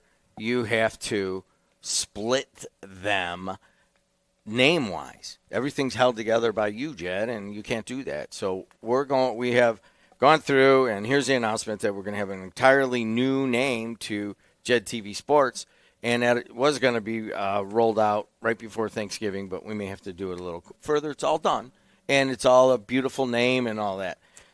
And it tells who we are and what we do. So the third people that have been counseling me is that the state of Indiana has gotten involved, as you well know. Right. What we do here is that we built this network for TV, then we started using it for sports, and we're like, all right, well, let's just do what everybody else does. Let's charge a subscription. And we had like 1,500, many of you subscribed. And I'm like, wow, this is kind of cool. I get money from the subscription, and I get money from the ads. And we're going to make a ton of money here, and we're going to make it for – and then our biggest sponsors on the radio came and said, listen, Jed, I know this sounds kind of weird, but if you offered those games for free, I'll bet you'd get a lot more viewers and you'd get a lot more advertising. I go, nobody does that in America. We built this thing, luckily, for almost no money, for the money that, the COVID money, and we got lucky with that. We stumbled on it. It wasn't even for sports. I got on, and then finally, one day we did a test between the Cal College Sprint football and Purdue hockey, and we said, all right, they both get 200 subscribers and viewers every time. Let's just do Purdue, pick one of them and make it free. Well, one was well over 1,000, and the one that was paid was the same number, and Cal College football at 198. And we're like, dude, that's enough. So we made everything free. It's the only people like this, okay? Well, the state notices, and they're like, hey, dude, you got something special. You need to come down and go through our program and teach us how to do all this. We'll teach you how to be a growing tech company. And they have. But what's the first thing they say when we get down there? They do a full analysis of us, and we've been going to TED Sports, and they go, hey, man, you got to split your operations, man. They got to be different. They can't even have any thing with it. So I got a lawyer, marketing, the state of Indiana, and then I got a few clients that know the game, and they're like, dude, just split those things so you don't ever have these problems. And I'm like, all right. I resisted, as you well know, and I'm like, for 102 years, this is how we've done it, blah, blah, blah. And yep, I remember hearing the conversation. Yes. For 102 years, I'm like, all right. So I took off about a month and a half ago, and I realized that we have to do that. But that requires a complete rebranding. It requires some legal things going on. And it requires a whole redo of our investor pitch and all that. So it's been a lot of work. But here's the announcement. We're going to have a new name for the Jed TV Sports Network. And we are going to move. as you well know, here, this used to be a commercialization center and innovators and all that. They're all gone. And cybersecurity has taken over this center, and it's all around us, and it is the fastest growing industry in America. And eventually, we're just, we need to go from here so they could have the space. And then second of all, we need to split WJOB. So in a few months, WJOB, we're redoing our initial facility, and we will be moving down there. JED TV, under its new name, will be operated entirely, wholly, separately. Are you good? So we're going back to the old building. Yes, I've always wanted to. And Well, I'll tell you why. I'll tell you why. Adriana Alvarez came in, and I said, Adriana, and she's like, Jed, why are we just doing shows and this? And, I know you don't, it's not working on TV for news and talk. Let's just make a YouTube channel and let's run podcasts. So some 20-year-old woman at the time gave us the idea. And then we go down there one time. She goes, there's 7 studios down there. We could start putting podcasters in there. So that studio is perfectly made to put podcasters. The only thing that I've got to do is I've got to accelerate my conversation with Adriana and with Matt, because I want to do those podcasts about the history. And before that place gets changed, I got to get some video shot of the old appearance. So there it is. We're moving WJOB. We're splitting the two companies. We're rebranding, and that's why I'm not on. And I'm coming back next Thursday, and then I'll start doing, because I love being on the morning show, but these things had to be done, and I did them, and I waited too long, and a problem came up with the Kuziak and the Andrean thing, and I apologize for the vulgarity completely to the Andrean community. I want to bring up one more thing, because I don't want to talk about this again. Well, unless you call me, you can. I already told you that. So what is the purpose here, of us all getting together and talking on WJOB and doing just what we've done for 102 years? That's not going to change. We built this streaming video network. We got the highest level of technology, and we got the best people running it, and we stumbled into it, and that is moving in its right direction with the simple mission, just put local region kids on TV. That's it.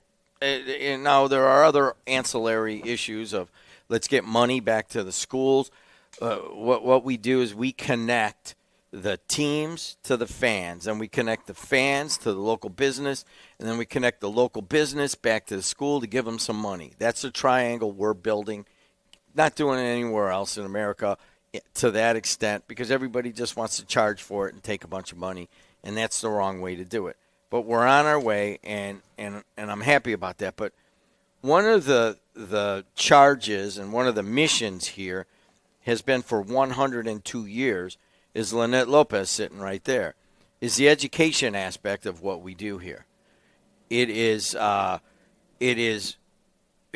integral that there are hundreds of people that have worked here throughout the year, and Colby taught me this. He's like, here's how you work this, Jed. You take all these young people and the students and stuff that want to come in, and they're very talented, so they don't have any experience, but they're very talented, and they get things done for you, and they get underpaid, and they get overworked. And next thing you know, they put WJOB on their resume, and they get a job somewhere else big. And they're all over the country right now, okay? And we just mentioned 3 in Chicago. And again, it's part of the legacy in 102 years. There's plenty of people that if I do those podcasts about the history, I want to cover all those. Yes. Both present and past. Right now, you don't realize, like how are we doing it? Well, now it's more of a high-tech remote. A.J. Preboy's in his dorm room at Carthage College in Wisconsin right now running our emails. Henry Hofferth is a junior or senior over here at Purdue. His dad is the guy over here at Just Be Coffee. He's on a travel abroad, but he's running our websites. Look at those things. And it was like, God, how much was that? Well, it was very cheap because it was made by a student over here. People come in here, Joe Cimino, Adriana Alvarez, Lynette Lopez, Matt Kaufman. They're all producing here, and they're all going to, if they want, get a job anywhere after they produce here. The same thing happens on the sports network, in that in this situation with a crisis, with what was said by Kuziak and so forth. I want to use it as a learning tool, and I want basically Sam to be able to handle my crises anymore. I don't want to do it. I've been threatened so many times, and you when I came out of college, I worked in crisis communications for Public Communications Inc. There's a A and a B and a C in how you deal with a crisis, and you got to do it. And so I want these guys to learn the process. We didn't handle this one all that great, but they learned how to handle a crisis. So what will happen with all of this, which was, should not be a massive situation going forward, because there are a lot of really serious things that we would need to deal with here on the air. But the whole thing will be used as an educational experience. How do you maintain free speech, and how do you regulate vulgarity? How do you split different media into where they should be and let them operate independently?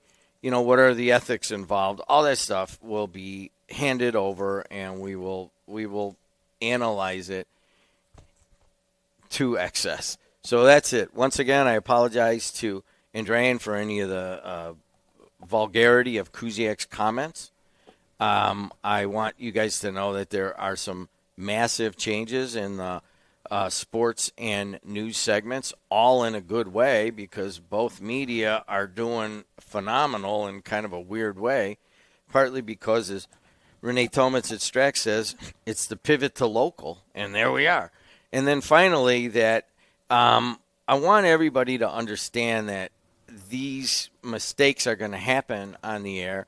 They're not always my mistakes, and that a lot of times there are things that are part of the educational process, and I want the mistakes to be made, and I want to learn how to deal with them, because all of a sudden, that's how I get to hire people, really qualified people at below market rates, and then they get all they need, and they go on to big jobs. There's a huge education element. Please always have patience with that and understand that that is at the forefront of what we do. And one more thing, you're doubling my salary again, right? You give me another raise? Let's address that.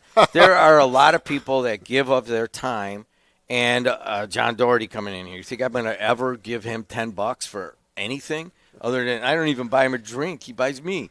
All right, Dabertin, Kuziak, Verley, Pullen, now Bob Starkey, and then you have like the Matt Maloney's of the world and Dan Repays and Randy Niemeyer all announcing games.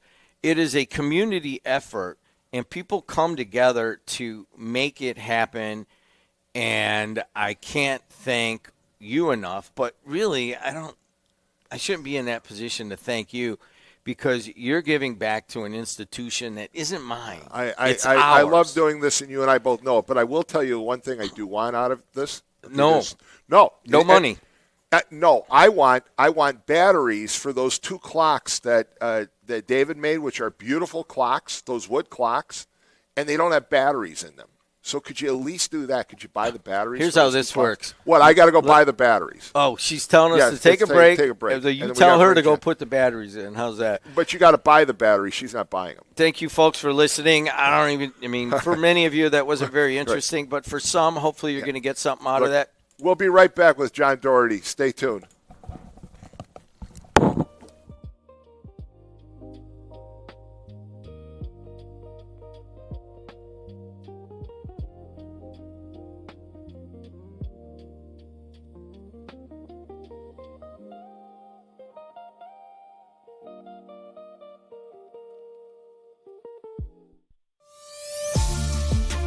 If you're thinking of finishing your basement, installing outdoor security cameras, or your business has plans to break ground on a new project in 2024, Powering Indiana, Lake County is your source for the region's best electricians. With IBEW, Local 697 electricians, you're choosing the highest level of safety and reliability. Visit poweringIndiana.org today and ensure your project is in the hands of skilled professionals. From the gas in your car to the heat in your home and the roads that you drive on, our work powers daily life. We are USW Local 71, the proud men and women of the Whiting Refinery. We're not just refinery workers. We're your friends and neighbors, raising our families here, shopping in the same stores, and cheering in the same stands. USW Local 71, powering the region because we are the region. Are you searching for a college where you belong? Calumet College of St. Joseph wants to know you and give you the support you need to succeed. Are you worried about how you'll pay for your degree? 95% of our students receive financial aid, including scholarships and grants. Need some extra help with your classes? You'll benefit from our small class sizes, free tutoring, internship planning, faculty mentors, and so much more. Come experience our accepting, supportive college family for yourself. Schedule your campus visit and apply at ccsj.edu. Tech Credit Union supports the essential role of union labor in building strong communities. That's why we offer hassle-free banking, financial empowerment, and a commitment to your success. Save for the future, handle life's challenges, and trust a partner that stands by hardworking union members. Tech Credit Union, the better option for you and your money. Visit techcu.org or call 800-276-8324. Tech Credit Union, supporting union families every step of the way. At Strachan Van Til, we believe grocery shopping should be simple. Now, shopping is easier than ever with our new and improved website. Find what you need fast. Browse your favorite products, add them to your cart, and check out in just a few quick steps. Choose between convenient in-store pickup or let us handle the heavy lifting. From our shelves to your doorstep. Skip the lines, shop your way, and spend more time on what matters most. With our rewards program, enjoy incredible savings and personalized offers every time you shop. Shop online now at strachanvantil.com or download our app today.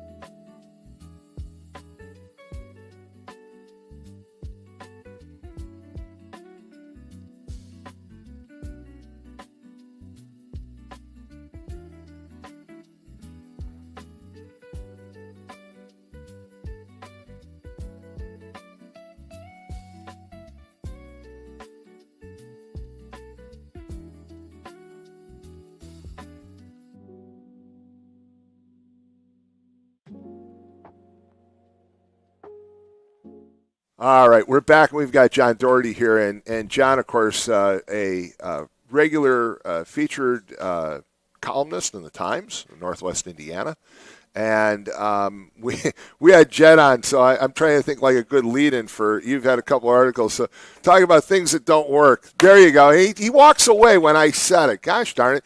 So you've had a couple of columns about some issues, and one of which was the Guardian Cap. Okay, and we've talked about this before, but basically it's come out that the Guardian Cap basically doesn't work, and really the only reason why they continue to sell those things and promote those things is because it makes it look like professional football is doing something about head injuries. Right. Despite the fact every study that's been done in the field, in the lab, it seems like they work. You actually put them on players and you measure their effect on the field.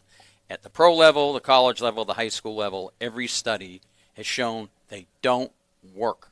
Yeah, I mean, again, it's and we were just talking about it off the air, and Jed was standing there, and Jed says, "And why do they promote it?" And we both said because it makes it look, it gives that appearance like, oh, we're doing something about head injuries, and it's a complete waste of time. And I gotta wonder if. And you know, I don't believe in a lot of conspiracies, but you got to wonder if a lot of the push on Guardian Caps don't go back to like the NFL, because otherwise the NFL long term, you and I have talked about it, they have a problem with parents wanting to hold their kids back from going to play football because of the dangers. And all of a sudden it's like, no, your son is going to be protected because there's the Guardian Cap. And you have been steadfast in your opposition to the claims that they did any good, and you've been proven right. Well, the only reason I've been steadfast is I've read all the studies. And the most damning thing is that the NFL study, which was released on July 7th, it was published in a sports medicine journal on July 7th. The NFL is great at putting out press releases about all it does for safety, and 2 people from the NFL co-authored the study, including Dr. Alan Sills, who's the chief medical officer of the NFL. He was a co-author. The NFL didn't release a word, not a single thing online, in print, anywhere. They just let it pass, and I discovered it in August, and I featured it in my column in August. I featured it in my column 2 weeks ago, and finally, somebody else picked it up. USA Today ran a story last week that said the Guardian cap you've got hundreds of thousands of kids wearing them now at the high school level, and when it turns out they probably don't work, and I would take the word probably out of that.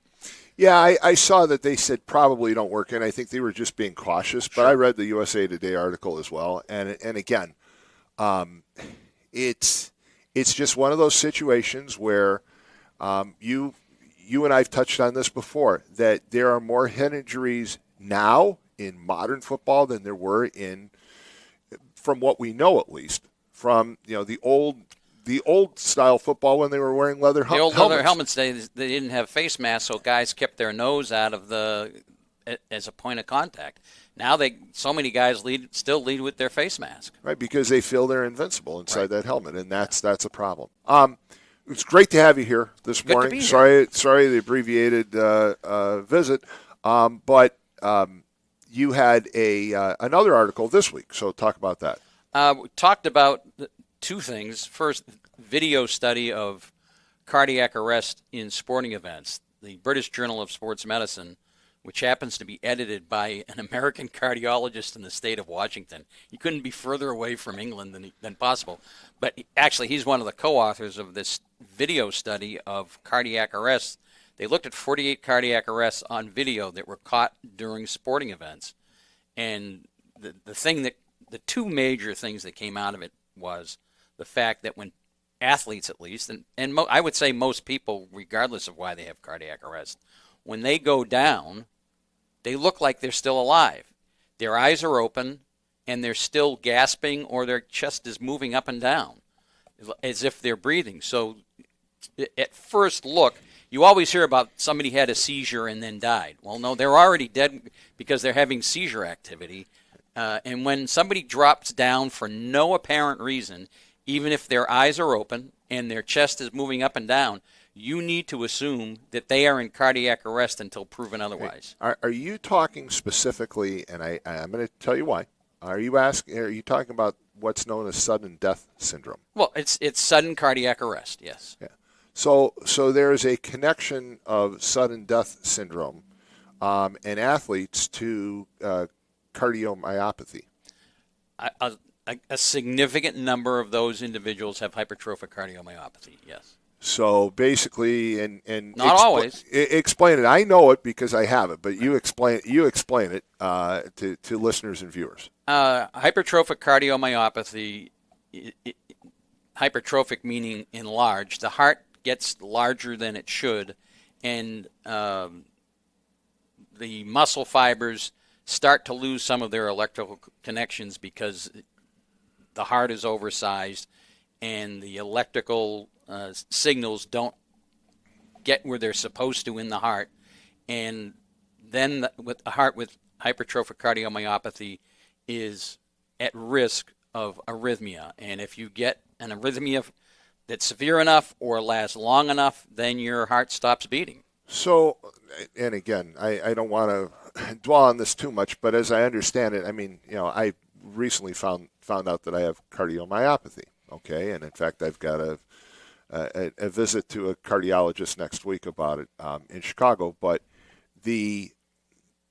what I didn't understand, I mean, as soon as you find out you have something, like a lot of people, I go out and start reading about it and finding out.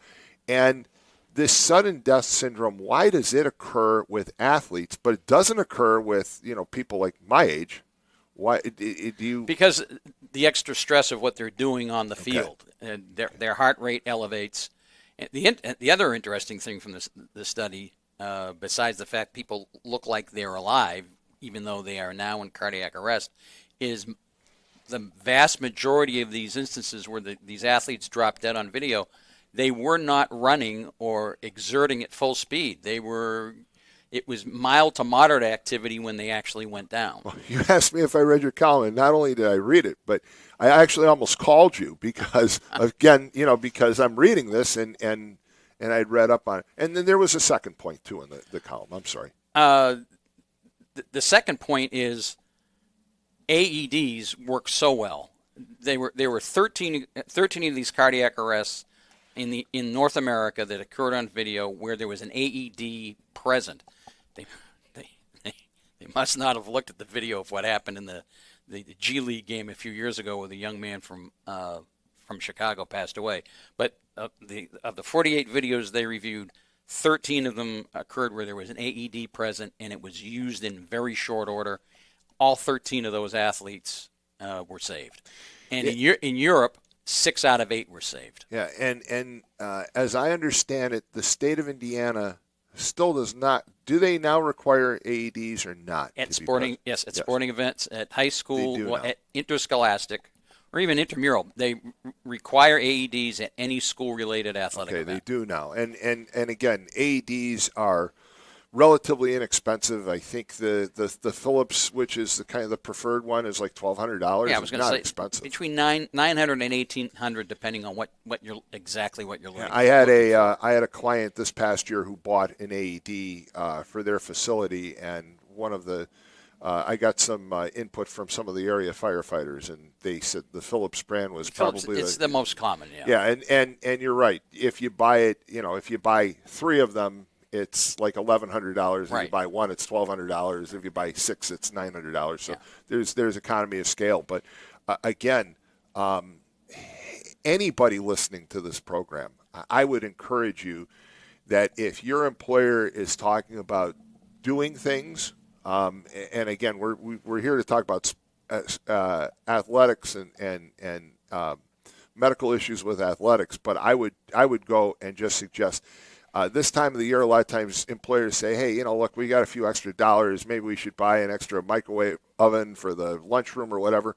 Get them to buy an AED. Yeah. And they are idiot-proof. They are. Even if it would be better if you were trained on how to use one. However, they did a study on paramedics and 6th graders. And this was back when AEDs first came out. And they put in a room full of paramedics, and then they had a room full of 6th graders. And then they practiced scenarios on dummies on how fast, who would deliver the shock first. The paramedics were faster than the 6th graders by 20 seconds. Yeah. Again, I think that it goes without saying, every facility, any place that people work at, to have an AED. I know that we even have them at church now. We've had them for a couple of years, right. and churches, schools, any gathering area just makes sense. These are life-saving instruments that anywhere and everywhere should have. Yeah. And your column holds true about that. So let's change subject a little bit. I mentioned this to you when you walked in. The number $169 million. There is $169 million being paid out to coaches that are not coaching. At the Division I NCAA football level. Yeah. Just amazing. And yeah. Of course, and just this year, there's other guys getting payouts beyond that. Right, that's just the this guys year. that were fired this year. Yeah. And of course, as we mentioned, Brian Kelly's probably $54 million of it. Right, and James Franklin's $49 million. Right. So there's 2 guys amounting for over $100 million. But I didn't know until today that you actually went to high school with Brian Kelly. Brian was 2 years behind me. Yeah. Yeah, and I take it that Brian wasn't an old buddy of yours from high school. No, we knew each other, but I was a manager and student athletic trainer in the football program. He was 2 years behind me. He was a little guy who could never get on the field. He was always a wise Alec, pain in the neck kind of guy. Boy, that just, I mean, if that doesn't describe him, I'm just not a fan. Yeah. I can't imagine all through the years, I couldn't imagine any parent sending their child to play for him. Yeah, he was at University of Cincinnati Before he went to Notre Dame. And I knew some people at University of Cincinnati, they didn't care for him. Yeah. Notre Dame didn't care for him. Obviously, LSU didn't care for him. Right. So And the way I've always described Brian is Brian was never a University of Cincinnati guy. He was never a Notre Dame guy. He was never an LSU guy. He was always a Brian Kelly guy. Yeah, no doubt about it. Notre Dame's up to number 10? Yes, I was in Boston this past weekend to watch them struggle a little more than they should have against Boston College. Yeah, they really the first half was not what I thought it would Kept shooting themselves in the foot. Yeah, I mean, statistically dominated the entire game. If you look at but stats are for losers, and right. They almost ended up being losers. Fortunately, they pulled away in the second half. Right. I mean, the second half performance was quite solid, and the stats, as you said, the stats are for losers. The stats basically, in fact, one of the announcers that I heard, and I was driving back from Florida, so I had on Sirius. That's why you have a tan. But well, I was down there for 4 weeks, so I got a bit of a tan. Yeah. But driving back, I was listening to the game, and one of the announcers on Sirius said, "Hey, look, if you look at this game on paper, they really had a dominant game." He said, and this was in the third quarter. He said, but it all comes down to the final score. He said, because the people who vote on Sunday for those rankings are not going to sit there and read all the stats. No. They're going to look at that final score. Yeah, they want to see if you won or lost and if it was close or it wasn't. Fortunately, they got it to double figures. And Notre Dame's biggest problem right now is their kicking game. They left 6 points out on the field. They sure did. Argue all you want, but 31-10 looks a lot better than 25-10, even though it's just 6 points. But 3 extra points and a field goal. The extra points are chip shots, and actually the field goal itself was a chip shot. Missed them all. If you look at their schedule right now, you would presume that they're going to be 10-2. They'll have a tough game in Pittsburgh. Pittsburgh is in the top 25 now. Pittsburgh hasn't lost since they changed quarterbacks. Pittsburgh is really good, and it's at Pittsburgh. Yeah, and I was just going to say, playing at Pittsburgh is always a challenge. Yeah. So if you're playing at Pitt, that could be a challenge. Otherwise, they could end up 10-2. IU, amazing. They're in cruise control. I mean, they don't have any ranked teams until the Big Ten championship, presumably against Ohio State. Yeah, which is going to be interesting. I mean, I think the loser is still a top 4 team. Oh, I agree. Yeah. I agree. I think IU and Ohio State play each other. I still believe that Ohio State is one of those teams that just is prone to. I don't know what it's about. What happens with the Ohio State program, but they always seem to have that tripping problem. They trip up and they make a mistake when they shouldn't. It's just like the game last year against Michigan. Yeah, they shouldn't have. It shouldn't have happened, but it did, and that's just the history of Ohio State for some reason. So it will be an interesting game. I'm worried about IU's depth, but in a single game shouldn't be an issue. That would be over the course of a number of games. Against every common opponent, I think IU has beaten every common opponent more convincingly than Ohio State has. Yeah, and again, I anything can happen, but either way, unless they get boat raced. Yeah, it's like 61-0 or something. Yeah. They're basically going to be a top 4. Yeah, no doubt about it. Basketball. Basketball is college basketball is on the horizon. So is high school basketball. Yeah.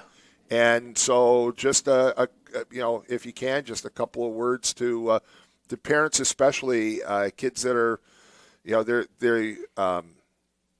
they need to make that transition, and especially the kids who play 2 sports, the kids who play football and basketball, things that they need to do to prepare. Well, the one thing that I've always emphasized in basketball in terms of more so from injury prevention standpoint, but also preparation too, because you have to get used to wearing them, is wearing ankle braces on the basketball floor. You will always hear basketball players say they don't like ankle braces because when they wear them, they're not as fast and they can't jump as high, which is true for 1 week. The first week of practice, kids in ankle braces aren't running as fast or jumping as high as somebody who is not in them. But after a week, the performance is the same, and you don't eliminate, but you come close to eliminating ankle sprains, and certainly severe ankle sprains where, okay, you rolled your ankle in an ankle brace, you're back in a few days. You roll your ankle without an ankle brace on, you're back in a few weeks. Yeah, good suggestion, good advice. Anything else that you want to throw out there? I apologize because we're abbreviated, but we're blaming Jed for that.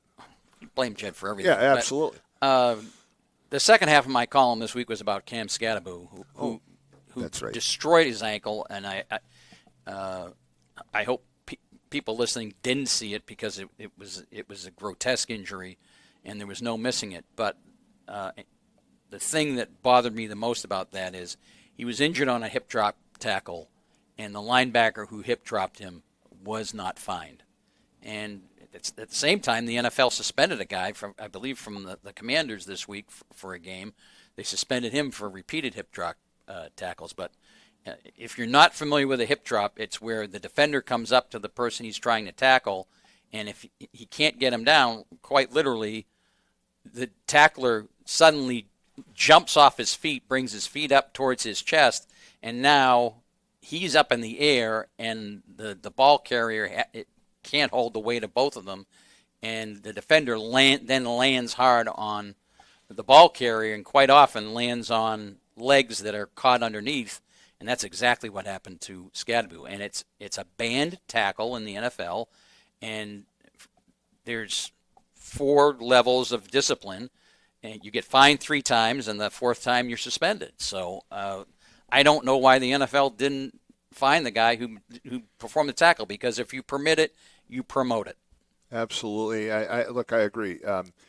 It's a banned tackle. It's not permitted. It can have some obvious, very serious consequences physically to the targeted individual. So, but like a lot of things, it's just like we've talked about the NFL, the NBA, the WNBA, where the officials miss so many things. They miss so many calls, and we all have the idea. I get it. I remember David Uran when one time said to me, he said, "Look, I hear you sitting up in the stands and you like to criticize us as referees and officials, but we're human. We can miss things. We can make mistakes, and it is what it is." But the NFL has video review, and they could have fined him after the fact and chose not to fine that linebacker. Yeah, that you're right about that. There's no question that was a hip drop tackle if you watch the video of the tackle. Yeah, so. that doesn't make a lot of sense. Yeah. John, thank you so much. Thanks for having me. Sorry for the abbreviation. We covered a lot.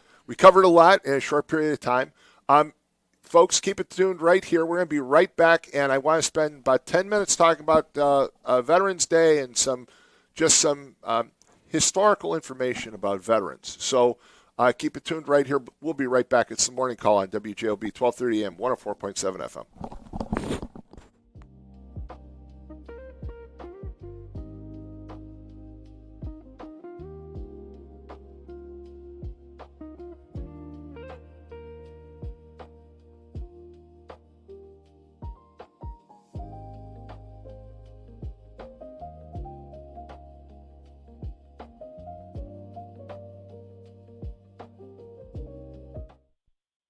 Life's biggest challenges don't come with a warning. When legal issues arise, whether it's a car accident, personal injury, criminal charge, or representing you before municipal boards, you need a trusted advocate on your side.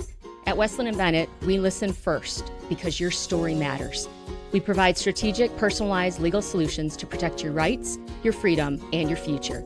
Peace of mind starts with a conversation. Call 219-440-7550 today for a free consultation. Becoming a truck driver doesn't have to be complicated. At Schneider, we make it easy to get your commercial driver's license and start your new career. With our CDL apprenticeship training, you'll get paid to become a truck driver in just 5 to 6 weeks and have a Schneider driving job waiting for you when you've completed the program. Plus, during training, Schneider will provide transportation, lodging, and meals at no cost to you.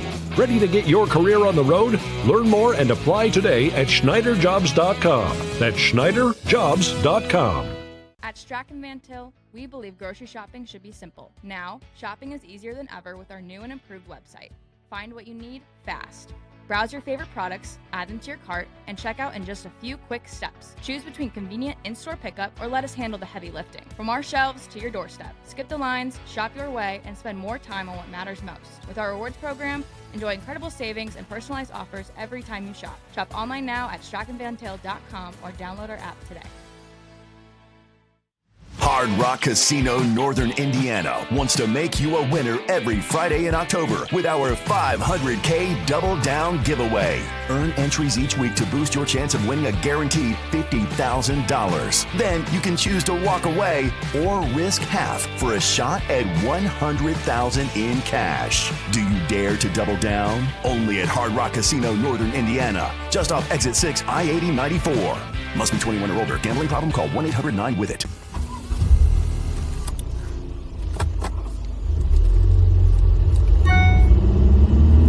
Siri, read me that text. Sorry, I can't complete your request. You want me to read that? No, I got it.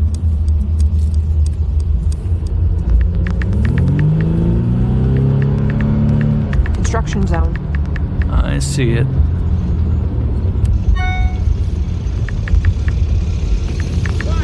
Watch it!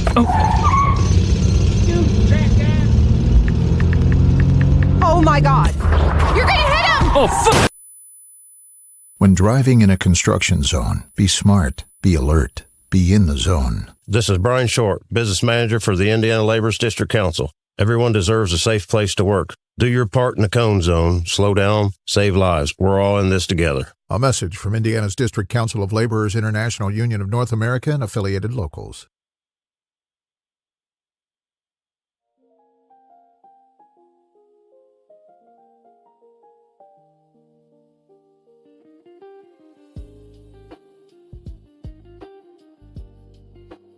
All right, we're back, and as I mentioned before, my plan was that in the 8 o'clock hour to spend a few minutes talking about Veterans Day. Veterans Day is coming up again November 11th, and folks, we need to do our part in showing our appreciation of veterans in this nation. They put their lives on the line for us and for our safety and our security, and I just don't think we do enough to honor veterans. I know we have a caller, so I want to go right to the caller. We lost them. We lost the caller, and hopefully the caller will call back. But I do want to mention there's LamarLovesVeterans.com. So if you have a veteran that you'd like to honor, you can pay tribute to them by getting their picture and their the veteran's name, photo, and branch will appear on a digital billboard in your region of choice. Between November 7th through the 14th, you have to submit by November 12th. And this is LamarLovesVeterans.com, and it's free to honor veterans nationwide. And in addition, Strack Van Til has a program that they're going to give. Do you want to jump in? 10% off on your total purchase with a valid military ID. So valid military ID, Strack Van Til's giving 10% off on Veterans Day. Yes. To veterans. And, I just think that we don't do our part. And so I was talking about some of the books that I've read. And I want to talk about two generals. And I was actually going to call Ron Matlock, who calls in, listens to the program a lot. I think Ron may be a military veteran. I'm pretty sure he's a veteran. But he has talked sometimes about, some of the issues involving things like desegregation and the desegregation of the military. And it's interesting how we have this view of history. We think we know history and we don't. And let me give you an example when it comes to even the military. When you throw out names like George Patton and Curtis LeMay, two of the greatest generals in U.S. history, by the way. I mean, Patton, a four-star general that basically helped us win World War II, no doubt about it. The Germans feared him. He was amazing. He freed more prisoner of war camps than you can imagine. I just read another account of another veteran who basically said, that all hope was lost. They were at Moosburg, and they thought they were going to get killed and by the Germans. And here comes Patton, and he saves the day, and he liberates the camp. Patton's an amazing general. And the other one is Curtis LeMay, the 4-star general who ran 8th Air Force during World War II, and then became the kind of the founding general of Strategic Air Command, and an amazing individual. And what they did, though, in their contributions to desegregation is truly remarkable. And people wouldn't think of Patton or LeMay as leading the fight for desegregation in the military. But I want to take this caller, and if we have time, I'll tell the story. Good morning. You're on the air. Yeah, this is Rick. Yes, hi, Rick. How you doing? Your last caller before you had your guests. Yes. That was disrespectful. He's ripping on you, and it wasn't even your show. And the fact, I listened to that show with Marvin on there. I mean, he took a whole whopping three calls, then he had to go. And the one guy that called that I think your rude caller was talking about was Mad Mac. Whatever you think about Mad Mac, that's your opinion. But the bottom line is, Mad Mac is a taxpayer, Mad Mac is a homeowner, and most of all, Mad Mac is a voter. So he had the right to call and talk to Mr. Marvan, and he even made a comment about him calling. So, well, I think his comment at the same time, Mad Mac has some issues that are outstanding, and so I don't know how the courts are going to adjudicate that situation, and until they do, I'm not going to comment about it. I do believe in the presumption of innocence, but I also would prefer not to comment about the situation involving Mad Mac. The individual, I personally, I'll talk to anybody, but when you just start screaming and you're just going to talk over me and you're not going to listen and you're going to make a bunch of accusations, those are unfair, and that's why I had to end that call. And I very rarely do that, but I do appreciate the call, and I appreciate your comments. But Rick, let me ask you. I'm going to use you to kind of set up the telling the story. If you think of Patton and you think of Curtis LeMay, they're like the last people that you would think would have been advocates for the desegregation of the military, wouldn't you? I mean, and it ends up that it was Patton who basically leaned on Eisenhower during World War II and said, look, African Americans, Black Americans can fight just like white Americans. And he made kind of a crass comment, but he said they bleed the same way. And he said they're good fighters and they deserve the recognition. And it was Eisenhower that people don't realize, who was very reluctant to let blacks serve in the military in combat. And it was Patton who said, well, look, we need people to serve, and they're good soldiers just like white soldiers, and we need them to serve. And then Curtis LeMay, who, of course, later in his years gets kind of a bad rap because he's the running mate for George Wallace, who, of course, was a segregationist. But LeMay was not a segregationist. LeMay basically, once again, when he's with 8th Air Force, he's commanding 8th Air Force, he basically says the Red Tails, the Tuskegee Airmen, they're great fighters. They're great fighter pilots. Let them fly. And he's pushing basically during World War II to let them fly fighter escort of the bombers going into Germany out of England. And I just find it interesting that these two great generals don't get their due when it comes to some of the things that they did beyond, everybody knows Patton, kind of saving us in the Battle of the Bulge and, all those stories. We know those, but what we don't know is that he basically, there was another side to him, that his long-lasting presence on the military was the fact that he was probably the most ardent supporter of desegregation of the military during World War II. And he kept on repeatedly saying to Eisenhower, you're wrong. Eisenhower basically said, we've got to keep things segregated. He refused to allow blacks to fight in combat, and it was Patton who said, well, basically, Patton was Patton.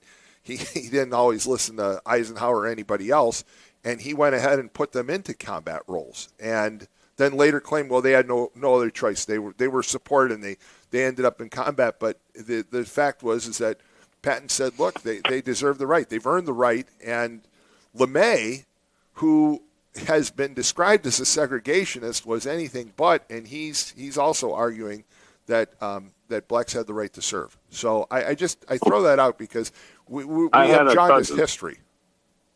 I had a cousin. Well, I had a couple cousins that were in Vietnam, and I had to register for Vietnam, but like 6 months after I registered, the war was over.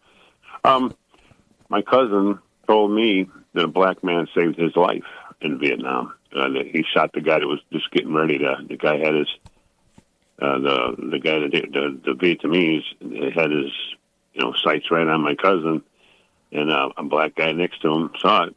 It was American soldier. Killed the guy. He saved my cousin's life because he would have killed him. So, and there are plenty of those kinds of stories. I mean, when you talk, and again, we because of Jed coming on, it kind of pushed things, and I really wanted to spend some time talking about some of those stories because as I read, some of these accounts of World War II, for example, and other wars.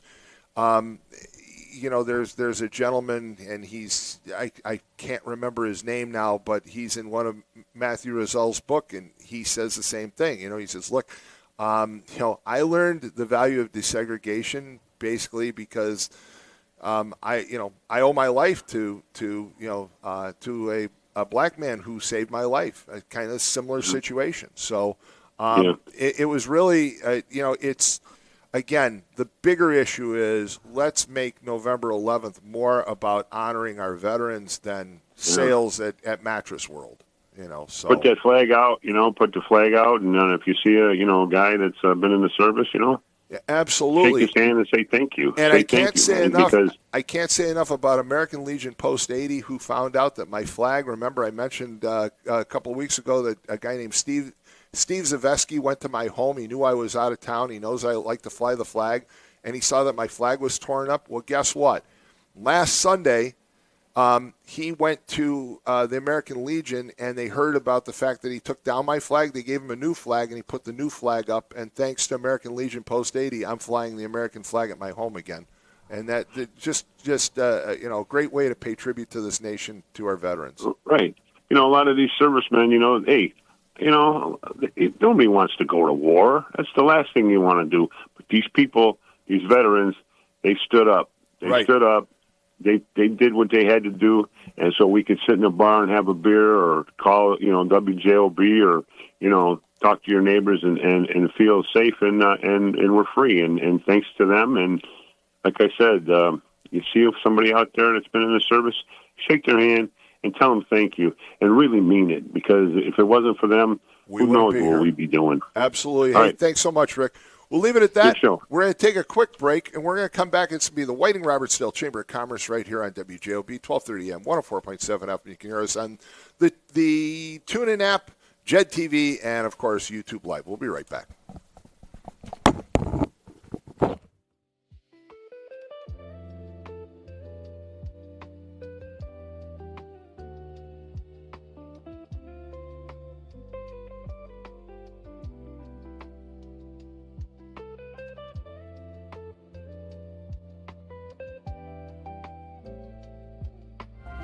Introducing Powers Health, a health system with a new name and a strong legacy of caring for families in our community.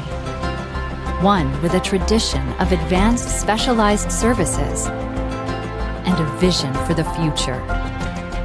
One with a commitment to medical excellence and compassionate care. Everything we do, everything we believe, Powers Health. Looking for a place to enjoy great food and great games? Head to Doc's Barbecue in Dyer.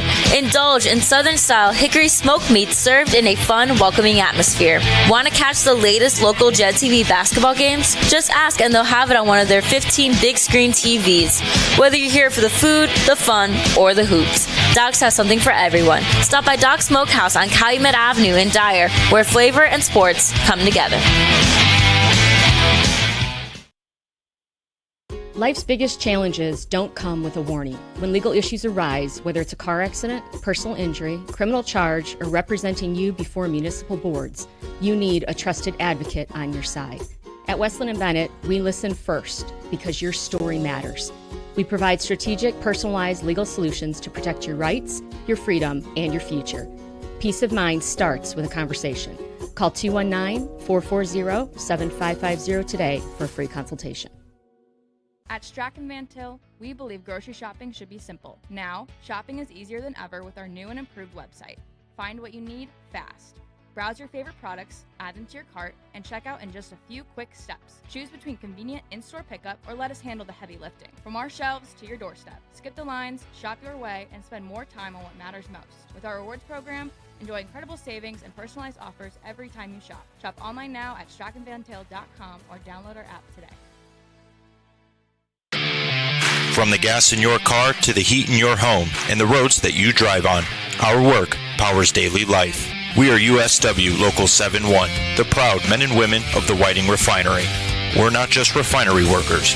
We're your friends and neighbors, raising our families here, shopping in the same stores, and cheering in the same stands. USW Local 71, powering the region because we are the region.